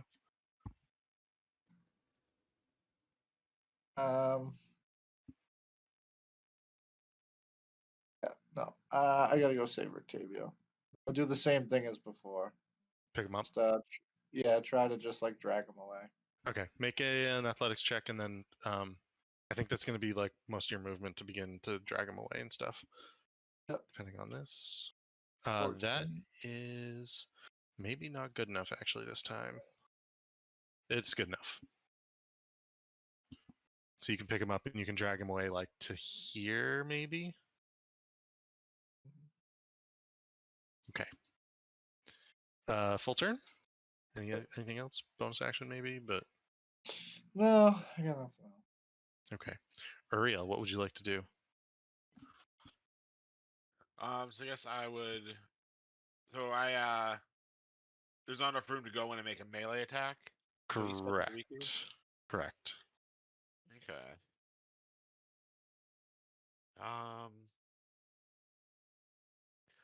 Eldritch Blast it is then. Okay. Is there like enough room for me to like set off a couple of blasts his way, like through everyone? Yes, he might have partial cover. Well, do I have any spells that might come in handy right here?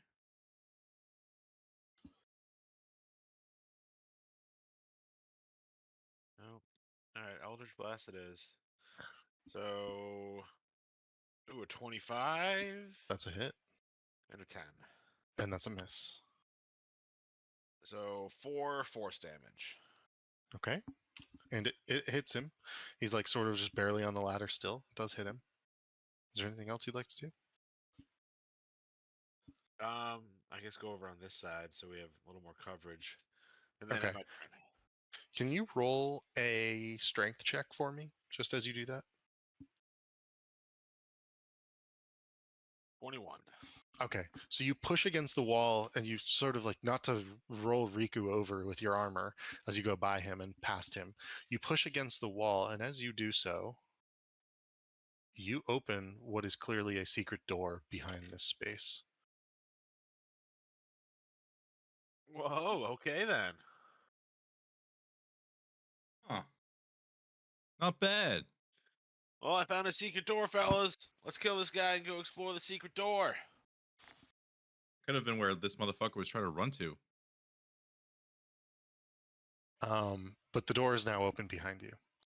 Rictavio will attempt to fight his way out of your grasp. Go ahead and just make a check against that, Vincent. Yep. Can I, can I take athletic?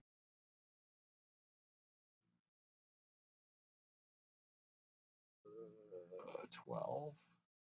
Okay, you're good. And that will be his turn. Irina's turn is going to be to bless everyone in that space, or she'll bless at least Axel. Get that to you correctly. Axel. I don't know why it's not taking. There we go. Riku and Uriel. You will all be blessed. That will be her turn. And then it's the Arcanoloth's turn. And he will...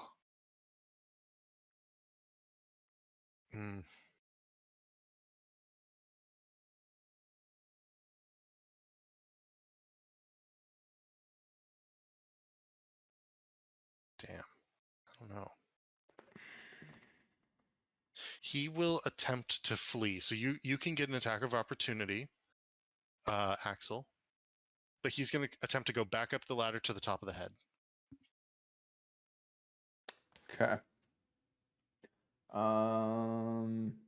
Yes. We accept this attack of opportunity, but we're going to miss. Okay. And he flees to the top of the head, And as you see, those of you who see him reappear at the top of the head, you see him teleport across the room. Let me just do this correctly.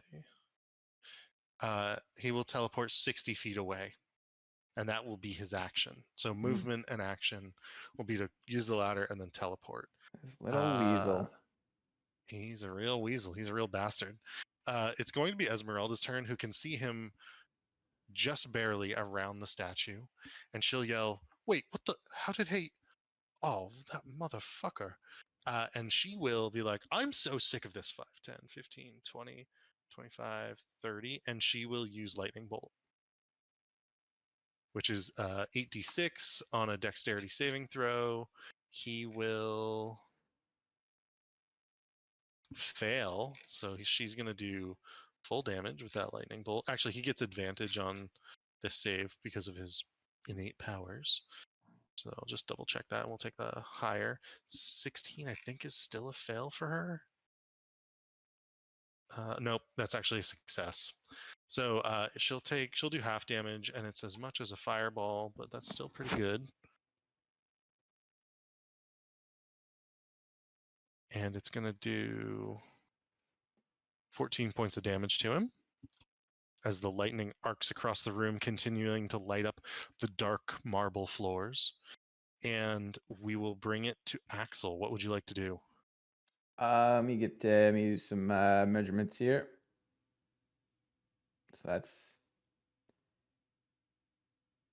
So how far away is he from where Axel? Like, how far would I have to travel? If yeah, so pretty much I'm gonna use my movement. I'm gonna dash with my bonus action, and then I'm gonna use my action to grapple him. So it's like, I mean, 50 feet would be to like here. Yeah, so I should be able to do that then. Yeah. All right. Yeah, I'm gonna grab him. All right. I'm still raging, so it's an athletics check or an acrobatics or something. Yeah, I did athletics. So he failed. Yeah. So I grab him. It's like, yeah, we ain't done with ya. So I guess I would be like, is there a way that I can grapple with him still standing up? Because I know if people do like a ranged attack, I don't want him. Like, would that be possible? Yeah, you can do that. You can like pick him up basically. Yeah. Yeah, I'm gonna hold on to him while he's still standing so that people don't get disadvantage if they do a ranged attack. And yeah, end my turn there. Okay. Now that you're up close to him too, you can tell that he's bloodied. Oh, okay. And the torch that you had in your hand, you've now dropped to the ground to pick him up, but it's still burning, so you can see in the area. I think, yeah. We'll accept. We accept. Okay. Riku, what would you like to do? If I dashed, should I get close to them? You probably would get 60, closer. I have 60 movement. Where? Oh, there's Riku. You would get within like 2 squares of Axel. Like I would have you here.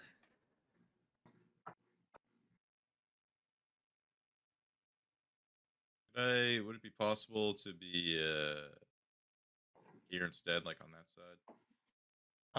I think so. I want to be on that side versus this side. Yeah, you can get here. All right, use my dash to get there. Then I use another bardic. So I see him holding this thing, and I don't want him to get away.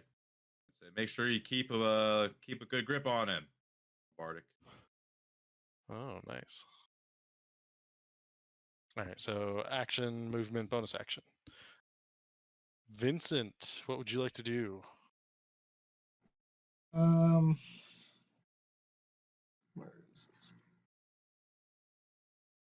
Those guys are chasing him down, huh? Oh yeah. I'm gonna try to get Rick Tavio to safety. Okay, so you're Um, gonna try to take the rope down? Well, I guess I'm gonna bring him to all the way to the rope, and is there? I like Push him. just smack. Push Can I, him. I know. Can I like just smack him? Would that like maybe let him try to say try to snap him out of it? I guess. You can try that if you'd like. 'Cause I feel like I can't just push him over the edge, but I gotta get him to snap out of it. So You totally could push him over. Hurt him a lot. I'm just gonna do an an unarmed strike and just smack him in the back of the head. Okay. Go ahead and Just tell him make to snap out of it. yeah, go ahead and make your attack roll and do the damage with a D4.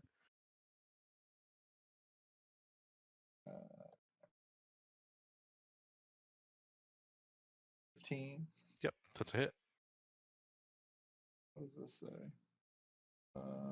It just says one. I just do 1 damage. Oh, just as okay.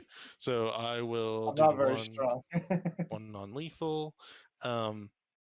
It will let him make a wisdom saving throw on his turn. Is that all you would like to do? Yeah. Then can That's it. Okay. Actually, no. Well. Oh, that is it. Sorry. Okay. Uriel, how about you? So yes, I'd come around the corner here. Actually, how much? I have 30 feet of movement. So I get to like here. And then I can't get to the other guy, so I will Eldritch Blast him yet again. Okay. Alright, so 1 hit. That's a hit. Oh yeah, 2 hits. Okay.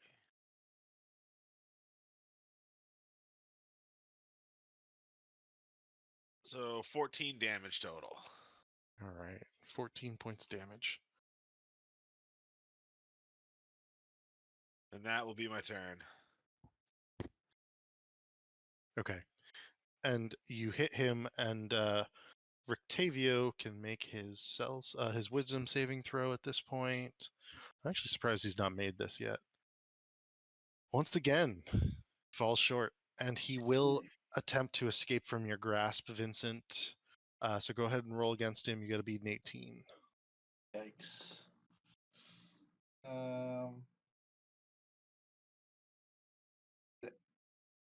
It was 1 off.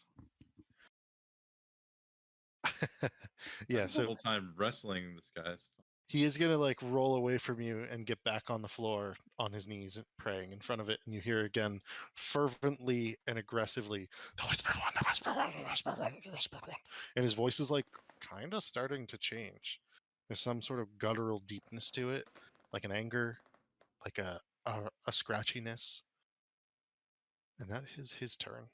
It is Irina's turn, and Irina will come around the side and use her bonfire spell, causing the Arcanolith to require a dexterity saving throw that it makes at disadvantage. Axel, please roll a dexterity saving throw as well, though.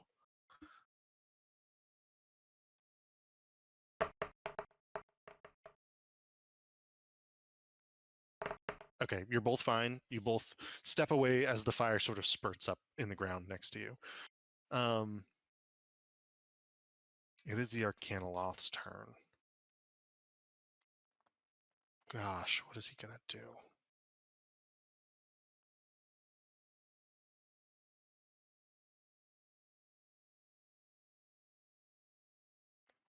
It is going to attempt to get out of your grasp with a 17.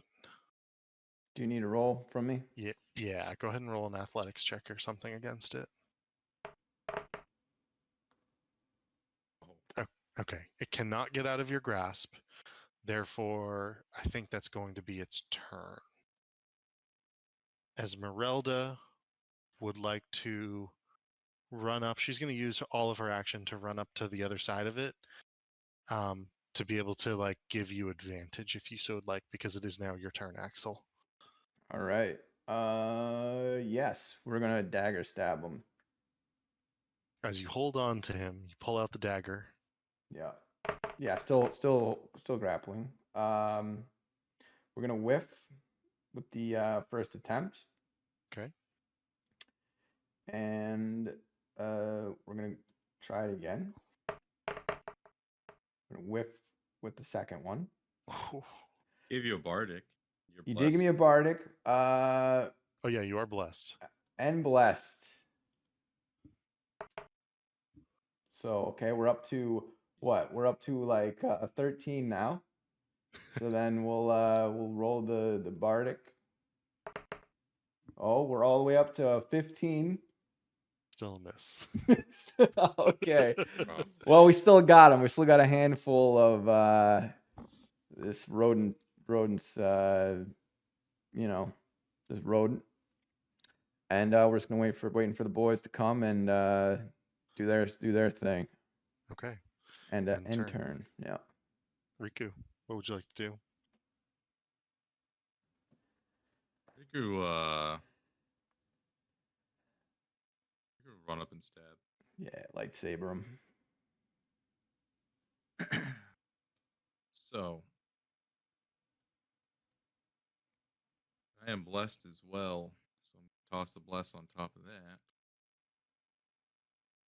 This fella has a high AC, right? 17, 20. yeah. That's it. Yes. Sorry. He's not an undead, is he? No, he's not. Although, he is a fiend. I'm not Okay. sure if this does any check though. I think it's just undead. You're going to at least do the 11 points of damage, either way. Yeah. And you do hear the voice, "Ah, what the hell is this?" From the What's sword. the regular? What's the regular one called? Sorry, the regular... The regular sword, not the sun sword. Like what's? Oh, it's just a long sword.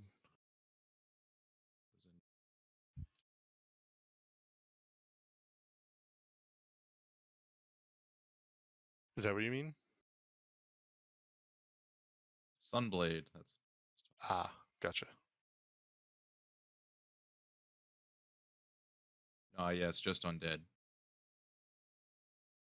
Anywho, second attack. Yeah. Plus is gonna help that. So. Critical miss. Let's see.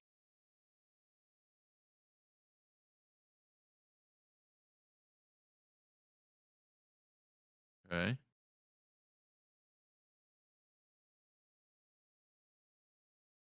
Might as well, for the heck of it, bonus action healing word self. Okay. Oh, Max that's health big. back. Yeah. Take those. Back up to 30 HP, boys. Vincent, what would you like to do? Wave off of my buddy over there going, Jesus. And try to help out these guys at this point. If I could Okay. try to take a shot from here, probably You would. can. You see out across the dark room, there's a torch on the ground. You can see Axel grappling with the Arcanoloth, Riku and Esmeralda flanking on either side. The shot will be difficult, but you can attempt it. All right, regular shot. 28. That is a hit. Ooh, I want to reroll that damage. Over your shoulder, Axel, in the blink of an eye, you see an arrow lodge itself through one of the ears of the Arcanoloth, Oh shit. piercing his ear. Vincent has damage. entered the fight. Did you say 10 damage? 9. 9. Gotcha. Done And and done. then I think so. This guy seems to be a little shit, huh? Oh, yeah. see if I can do anything cool to him. Yeah, let's make this a grasping arrow. Make it a grasping arrow. So he'll be he'll take an extra 2d6 poison damage. Reduce his speed by 10 feet. And whenever he moves, he has to take another 2d6 slashing. Okay. Alright, so 9 poison damage from the brambles. Now if he moves, he has to take another 2d6. Gotcha. Is that Then, your full turn? Vincent, yeah, then Vincent will yell out and say, "Back in it, boys!" Finish him off. Uriel, what would you like to do? Let's see. Am I close enough yet?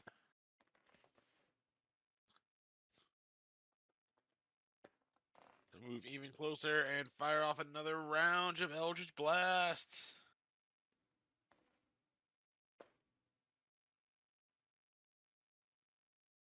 Oh, I might need the bless for that last one. Let's see it. 18. That's a hit. Nice.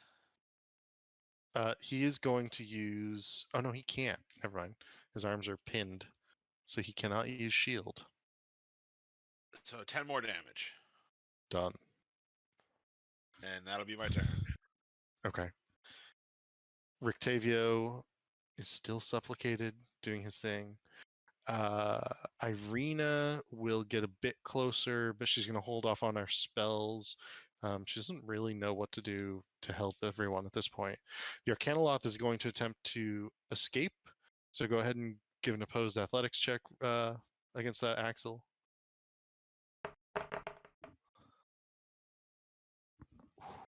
Big roll. Almost. He is unable to escape, and he is nearly done. He's nearly defeated. He will actually begin to say telepathically to the lot of you, let me go. Let me go. I will give you what I have. Let me go, please.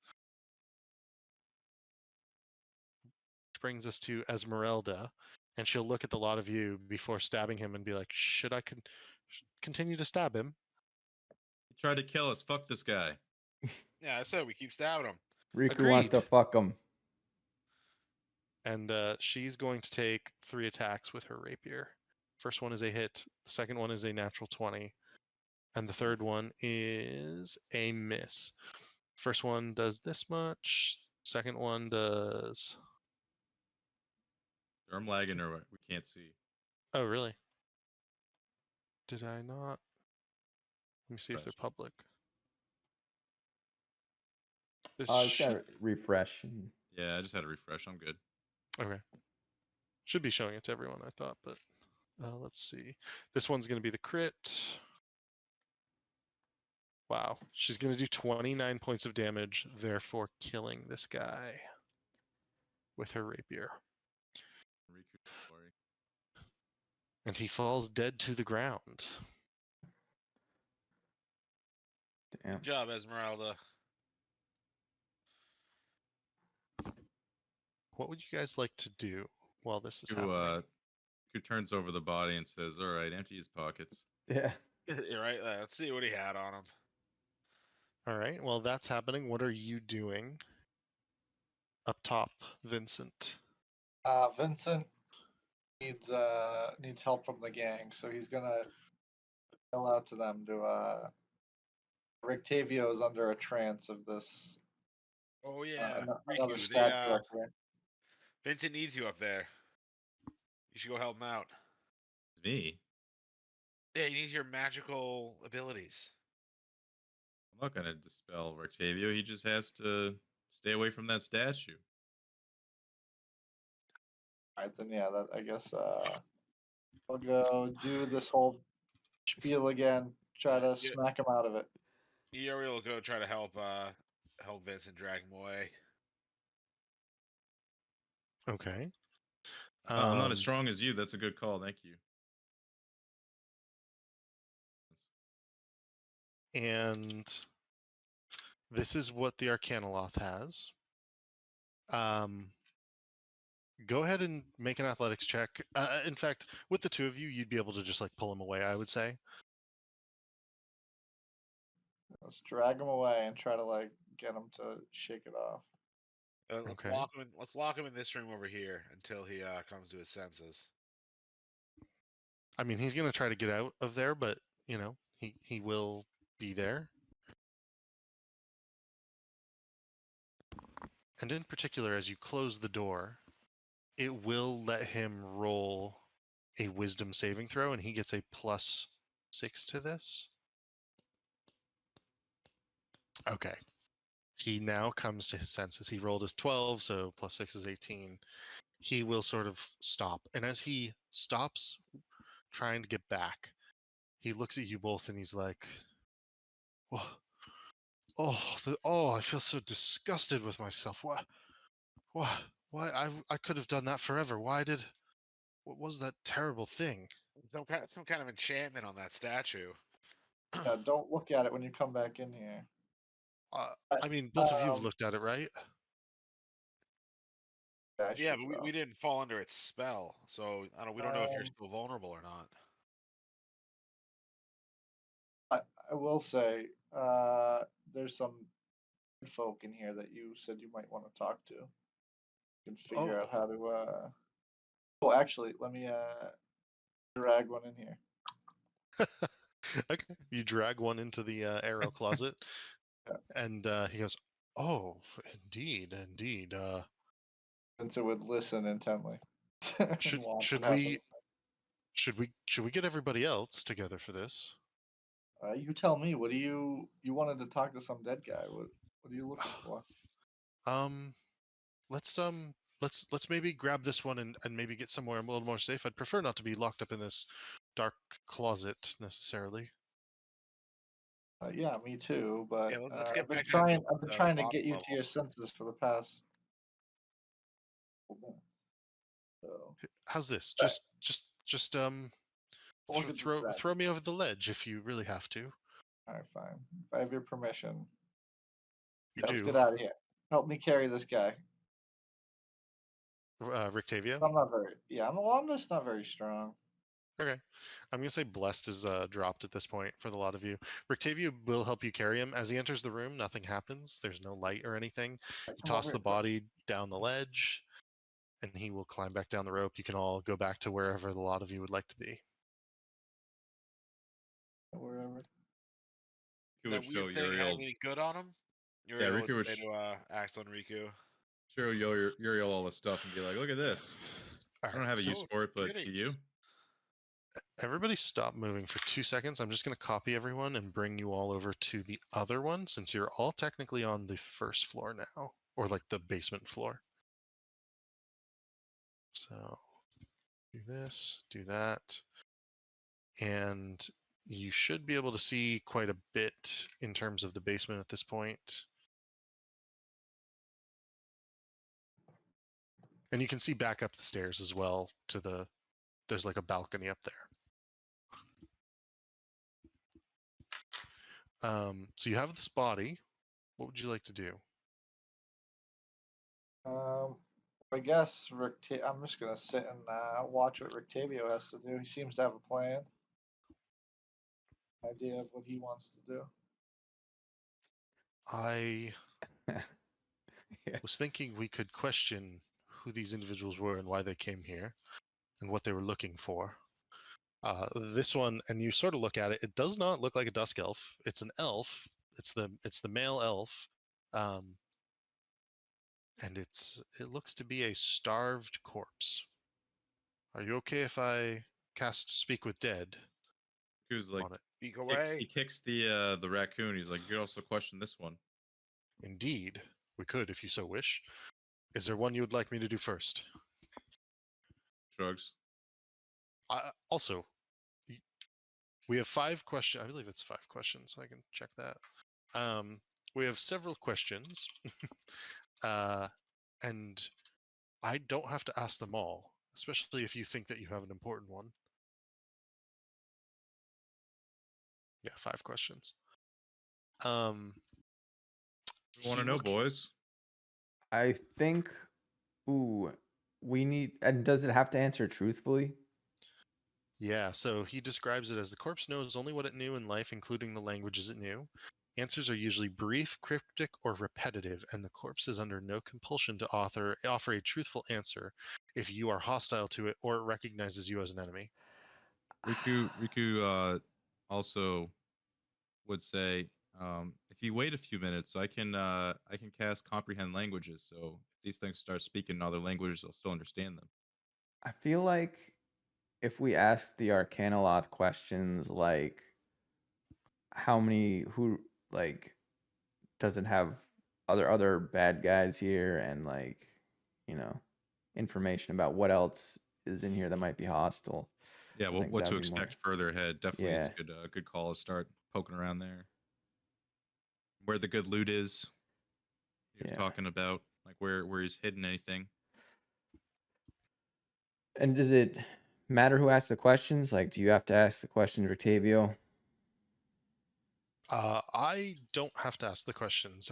I can pass the flame to you, and Yeah, it I sort think of like produces a blue flame. that- Riku would ask the questions.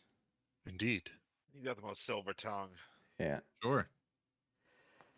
You guys just tell me what to ask and I'll do it. Basically, is what Riku would say. Well, basically, we just want tactical information about what else is in here, like, and who he's with, and. Well, I'm just saying we'll decide as a You're group, doing and it. I'll just ask the question. All right. Okay. And he produces this blue flame. Which one should we talk to first?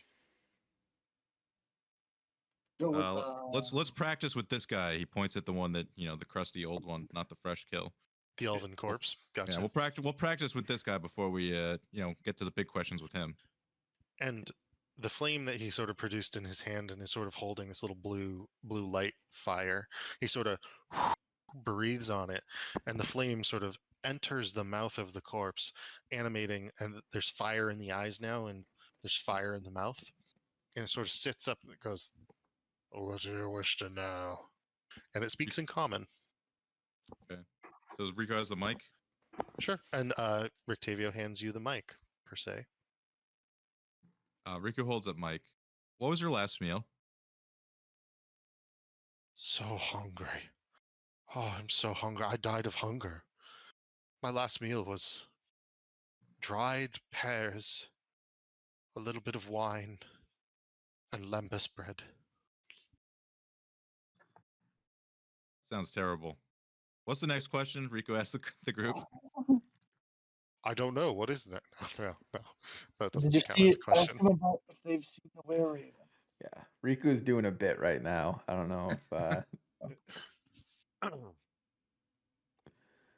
I won't count that one against you. Okay. Fine.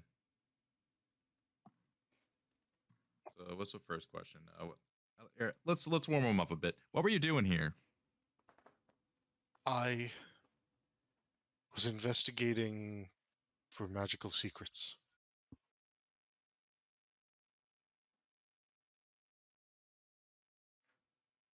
What type of secrets in particular?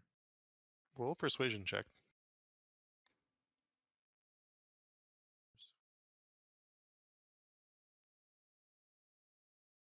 16.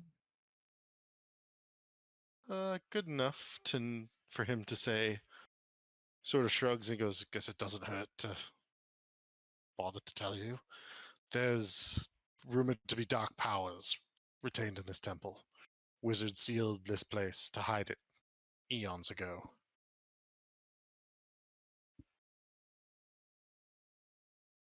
And Riku looks at the group, kind of like holds the mic away and says, Ask him if he knows anything about like traps or monsters that we might come across. he kind of Riku like shakes his head, like, I think he meant that, and like points back at the room, like where we got him from, Like he's like, what? Maybe ask more about his past or something. What else should I ask him?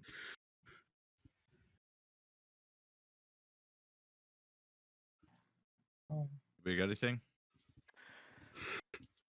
Well, Just like who Who runs this place? Who's in charge? He kind of told us that. Yeah. Riku will ask, what more perils do you know of from this place besides the one that you succumbed to? Roll another persuasion check.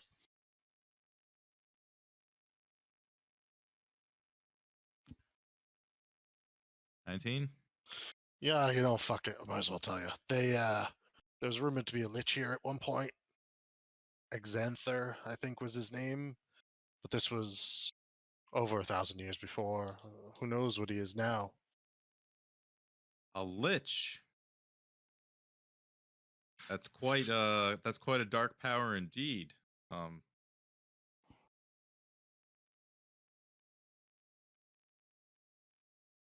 Riku would then ask, "Do you know how big this place is per se?" And he sort of motions in the direction of the two arches.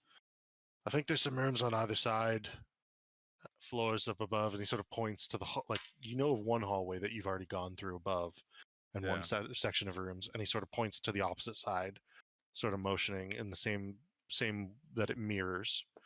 Well, Riku's like, so it goes up and down. Yeah. Oh, probably last question. And the fire literally goes out of his eyes, and the smoke and he falls back over. Riku's like, whoops, I forgot about the question limit. It's like, okay, next one. Good job, Riku. Maybe before you do this next one, maybe lie to him and tell him you can if he gives you the info you want, you can resurrect him, and if he cooperates, you'll bring him back to life or something. I don't think you can really barter with them. I think you just ask the question, unfortunately. Yeah. Oh, keep in mind, and also before we start asking more questions, why did we come here? I don't actually remember.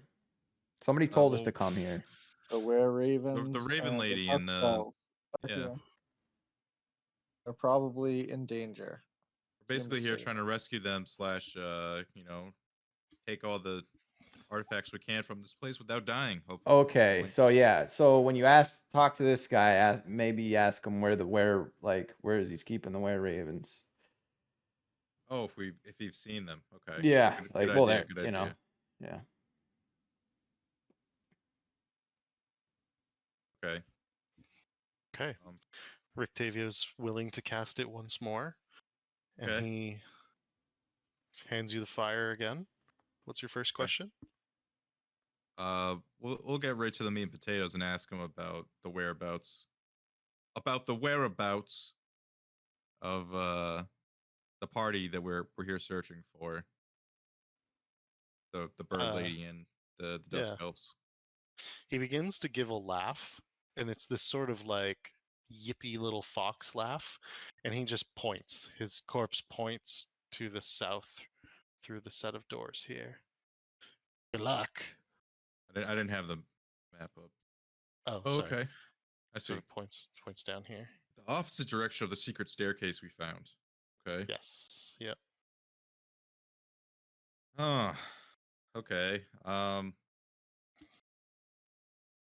Riku would then ask, "Are you here alone? How many of you are there? If you're not." And he'll say, "Oh, I'm here alone. Never mind you." It was almost like he was about to say more, and then Can we held it back. insight check a dead guy?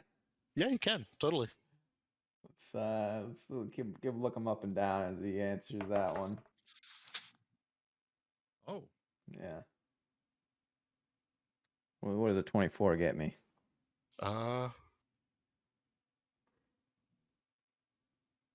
He is definitely holding something back. He seemed like he was about to say more, and he specifically said the word my plan, my master, my thought, my belief. Like, it could be anything, right? My goal. You don't know what it was, but he was about to say something in conjunction with what he had said prior.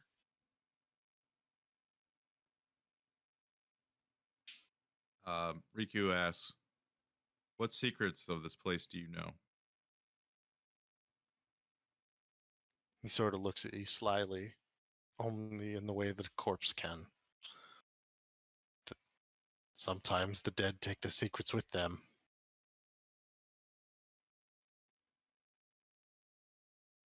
Okay. Riku looks back to the group. Like, what else we got? I think what you've asked 3 or Yeah. 4. 3. Okay, so you got 2 more. Ooh. Hmm. Can we ask if he's seen the were even? We already did That earlier. was the Yeah, first told us one. what direction.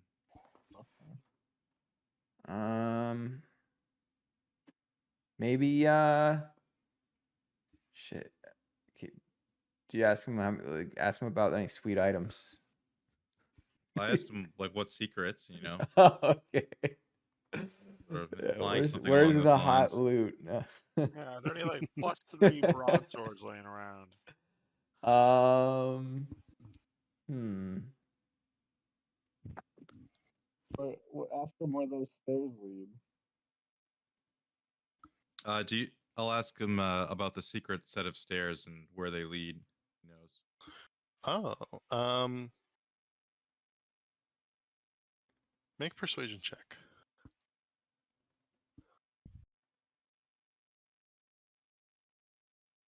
9.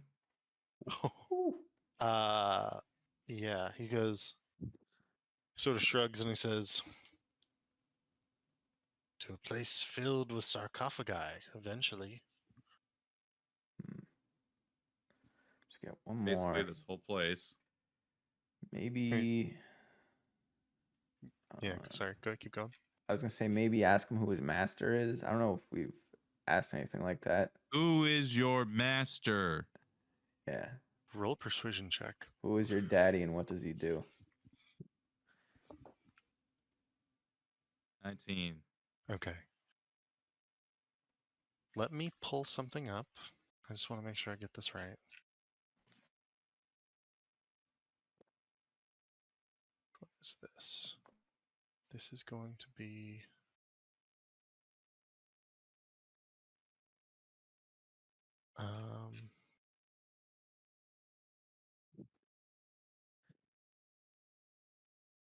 Nope, it's not Strahd. We just sold. No, it's not Strahd. It is going to be... He's going to give you a very explicit name too here. He's going to give you the name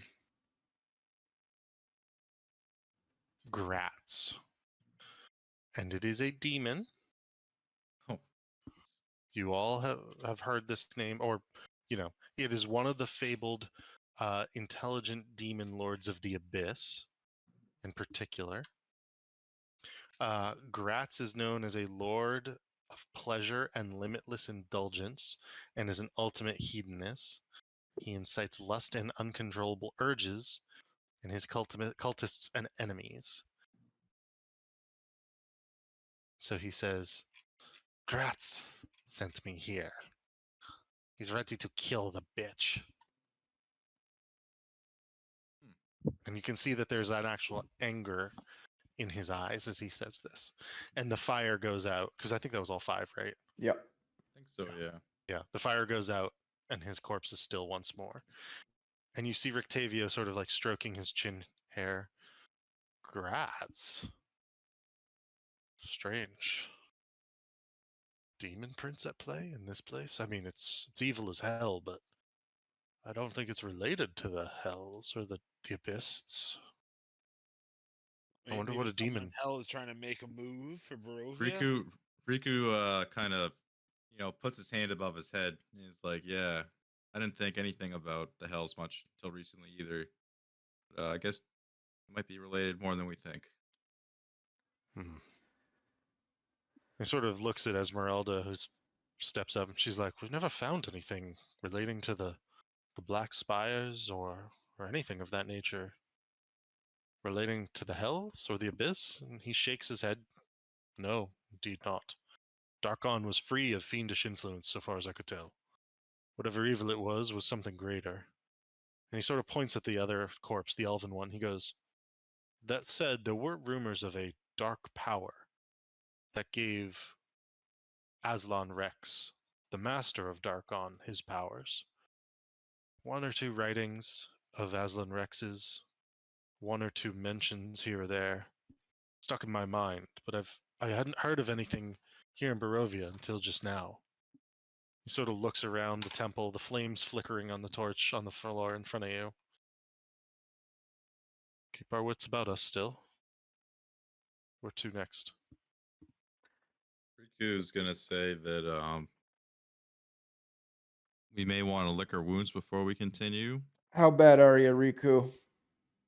What's the damage? I'm at 30 HP, but I also am a little low on spells. Like I could keep going, but Well, we feel do like at the very least- know. I need a short rest. But yeah, we know we get hurt. What were the rules as far as us resting in this place? But it's really bad and we shouldn't do it, basically. I think it's what it came down to. Yeah. I've been like conservative. I still have all of my spell slots. I've only used like normal attacks. Gotta conserve your shit, man.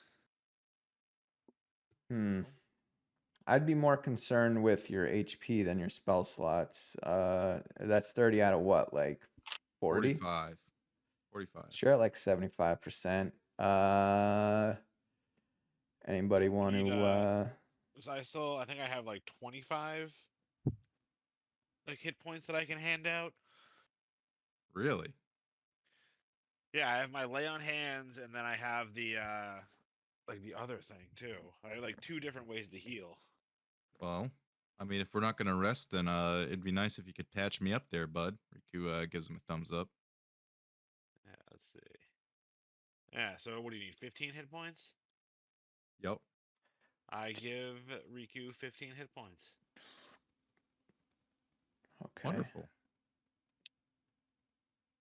Do you have any kind of what kind of range attacks do you have that don't require a spell slot, Riku? I don't have any. Nothing. I'm working on that though. Yeah.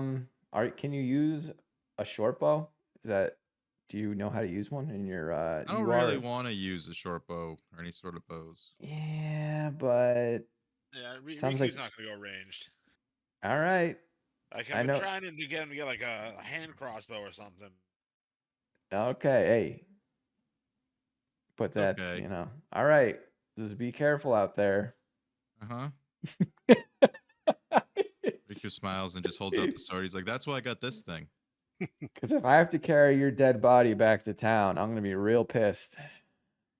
No, Irina here can pick me up, right? I can somewhat, yes. She sort of There you stands go. with you again. What happened to that confident Irina we saw a few days ago? Came out of the water. I came out of that lake, a new woman. She like squares up against you and like folds her arms across her chest, like hip out on one side, and sort of says, "Excuse me, I blessed you. I helped ensure that everybody lived through that fight. I couldn't attack what I didn't see." All right. Story checks out. All right. So Riku is good. So we have a choice of going towards a secret door to what the guy said was like sarcophaguses or something. Riku's like, "I vote secret door." Or we could go towards the Ravens. But secret door sounds fun. So Secret door first. secret door. Okay. Secret door it is. All So right. everybody cool with that? Secret door. All right. Okay. So what I will do is I'm actually going to flip us over. Excuse me, back to the other one, with the rationale being that going into the secret door, you can automatically open the door up above as the stairs lead up. And so I will show you what it looks like in here. So you can see everything. And then go ahead and toss your characters in there. Secret door. And I will give you a descriptor. Put Vincent in there too. This would be, which room is this? X30. It's nice. Very nice. The stone library has 20-foot-high walls and a 30-foot-high vaulted ceiling. Covering the ceiling is a fresco that depicts angels being set ablaze in hell. A black marble railing encloses a gold marble staircase that spirals down gently 30 feet in a deep shaft to the north. Against the gray walls stand 6 10-foot-tall black marble bookcases. On their shelves are hundreds of well-preserved tomes. Embroidered rugs and chairs and lit candelabras fill the southern half of the room. In the center of the room, there is what appears to be an opened case, but the case is really strange. It looks very, very similar to something between a globe and a mobile in the form of the planes and the description and images that Rictavio showed you, I believe, at one point in time of the planes. Do you guys remember that? I think that might even be in the chat. That sounds vaguely familiar, yeah. And so this mobile, let me see if I can like find that old image and like bring it back up. This mobile, this container was cracked open the way that you would like a Fabergé egg, sort of just like on a pivot on one side. And there's a pedestal that has singe marks and what appears to be necrotic rot on the pedestal, but nothing else on the pedestal itself.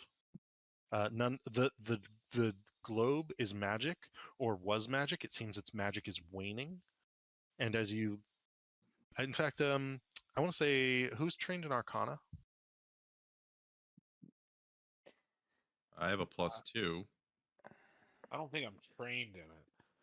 I would say, but you have your detect magic up still, I would assume. Yeah.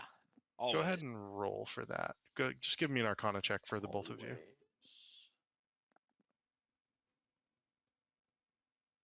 And let me know what it is. I'm just looking for those images still. 16? Well, A 16?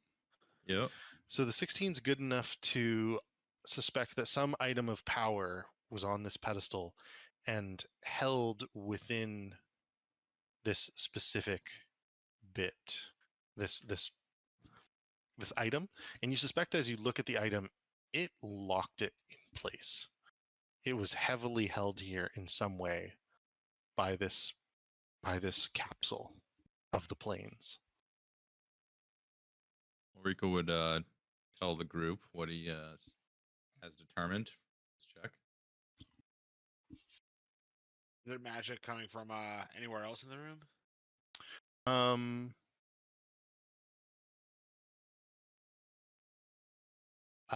Yes. Every single book is magical. Ooh. Damn. This is where Zeusnu would just start stuffing his sack with books. How many books can Right. I fit in a book of holding? Hey, that made me a ton of gold. It did, yeah.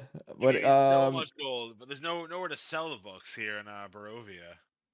I just had to like peruse the bookshelves to see if there's any that like stood out to Okay. me. Once you know, we see this magic thing, and you know, Uriel tells us all the books are magical. Riku takes his wand of secrets out and expels a charge of that. Ooh, okay. And what does it specifically give you? Does it just give you like magic hiding? It tells me if a secret door or trap is within 30 feet of me. It pulses and points to the nearest one. Okay, there are not. Riku's like, this place is clear of traps. Go, feel free to look around. No secret doors as well. Correct. should we all? I mean, you've already found the one door that would probably have been secret if you had been in the room to begin with. Yeah, I was just worried about traps more. Yeah. Yeah, Rictavio, all these books are magical. Any of these do you recognize any of these books? Any of these important? And he sort of like walks along this edge and he goes, not a single one of them has a title. And he like reaches up and picks one up and flips through it, and it's entirely empty. Huh. There must be some kind of secret to him. Who like points at the magical artifact. He's like, perhaps this thing fills them with words. This is also magical, so And he comes back and he goes, but he sort of like looks at it. Whatever here was vile, something awful. Do these books look like the book we got from the raccoon guy? Spell book. Who has that? think I it would have was- guessed Riku. I think Riku was Yeah, looting him. Riku and Axel going through the body. Okay. If you pull it out and compare it, it looks similar in that it's nicely bound, but it is different. Hold on, Every Riku- book Rik- here is uniform, but this one is different. who would try something and be like, hold on, let me try something. He'd grab one of the books, then use the pink crystal lenses that the raccoon had on him and see if he can see Ooh. anything in the books now. Okay. As you put on the lenses and look through, you can feel something just beyond your sight. Roll an Arcana check.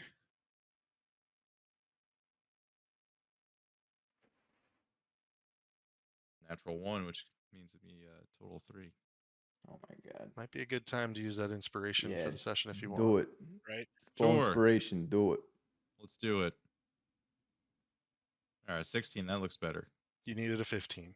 Hey. Sort of take the glasses off for a moment, and you notice that there's actually dials on them. You put it back on, and you adjust the dials along the top, and you begin to see that the writing in the book comes into focus. And you have the ability once a day with these glasses to cast True Seeing, No frickin' way. which is a 6th level spell. What? So you have True Sight, and it only lasts with these glasses for up to a minute in comparison to the actual spell, which is up to an hour. So it's heavily nerfed in that way, but you do have True Seeing. Is this like a custom item or is this just a real item? This is a custom item. Is this the glasses that you gave us earlier? Yeah. We found earlier? Yeah. What speaking of the stuff that guy had, what was up with his robe? So Robe you'd of have to youthful identify items. that as well. Ah, But you. with the glasses on, as you hold the book that Rictavia pulled off the shelf, you can see the whispered one, over and over and over, written in hundreds of different scrawls. The same words, the whispered one. On every page, in every nook, in every cranny of the book, over and over and over again, as if many different souls, many different hands, many different dialects. Riku shudders and then hands the spectacles over to other people so they can look if they want. I mean, they can't see it, Oh, but you can describe it to them if you so wish, or hand the glasses around for a minute. I guess The Riku robe is describes- magical, though, by the way, Uriel. but what is magical? The robe Ooh. and the glasses, they're both magical. Well, we got a couple of magic items that we're gonna have to have you take a closer look at, Riku. Yeah. Seems like you already found something with these glasses. That's pretty neat. Yeah. And you're saying the rest of these books are just probably the scribblings of crazy people?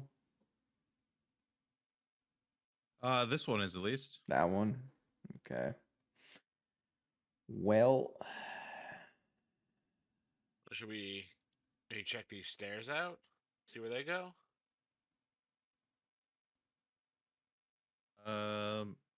Sure. It seems Okay. like we someone already beat us to this room and got the artifact before we got here.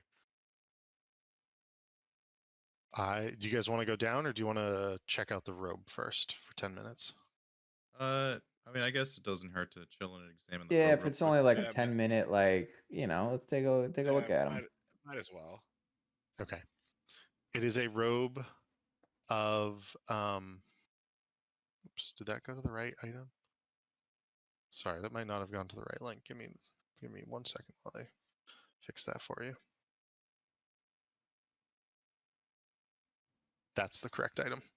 It's a robe of useful items, and it has 8 patches left on it with those things in each of the individual remaining patches.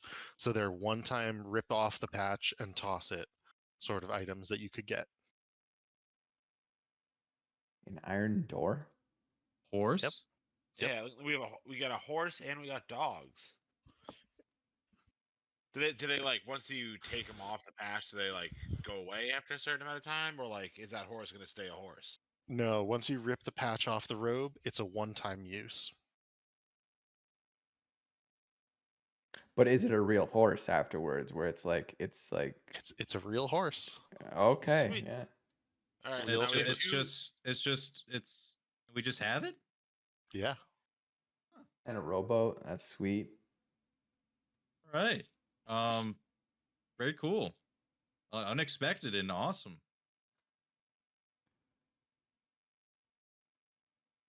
You can add the mastiffs to your animal party. You can have the monkey ride the mastiff into battle. Well, Riku's like, let's just wait until we need them before we we jump the gun here. All right. Yeah. He kind of just tucks it in his bag of holding for now. Or actually, I don't know if I should do that.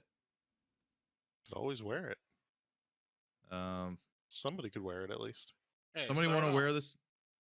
Whatever. I guess I'll wear it. I'll wear it like. Can he underneath wear my a stuff. robe like with his armor? I would count it as like a cloak, so it would go over your armor. Okay, whatever. It's fine. Whatever. It's like a wizard's robes almost. You could hide. But like hide a your patchy armor. one, so you're kind of Yeah. homeless looking. Definitely Gandalf the Grey, not Gandalf the White. Sure. It looks like a popper. I will say this: I will bring you downstairs, and we will start the next session from there, because I think downstairs is interesting, and I'll give you a description of the room as I put you in it,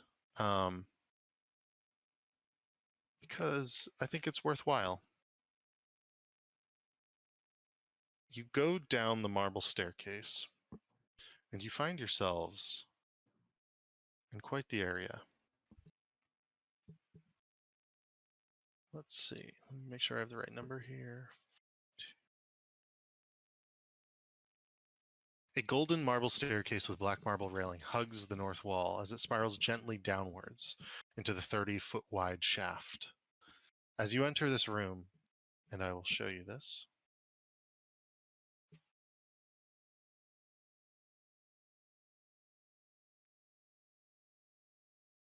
there's quite a bit happening here. You can see into a room beyond a bit. But what you can really see is that the amber-colored walls are sculpted to look like tentacles that intertwine with marble bas-reliefs of kings, queens, pharaohs, and sultans attended by myriad slaves. The west, south, and east walls contain alcoves. Standing in each is a tall, rough block of amber. 2 wide cracks have opened up in the south wall, spilling rubble and shattered pieces of amber onto the floor in the southeast corner of the room. The crates that lie here, half buried in the earth, rattle as you get down into the room. And as you enter, they burst open. 6 vampire spawn have come to play. Ah, jeez. And this is where we'll pick it up next time. But if it was dark and stuff around here, Riku would have had his sword on for light already. Gotcha. There's giant amber rocks. All those give off light. Well, I'm just letting you know because not all of you have dark vision, so I would have had my sword on to help with the light situation. If you would like to be in a different spot, you may reposition yourself. You don't have to be where Scooch I right. placed you Fine. necessarily. And so we will pick it up here next So many time. of them. There are 6 vampire spawn, Shit. so it's going to be quite the battle. Gotta put Yeah, that maybe sword to w- work, Riku. Good thing I saved all those spell slots. Maybe Riku should move a little bit. It's kind of in a tough spot there. Yeah. Damn. Cool. Good game, guys, and we'll pick it up here next time.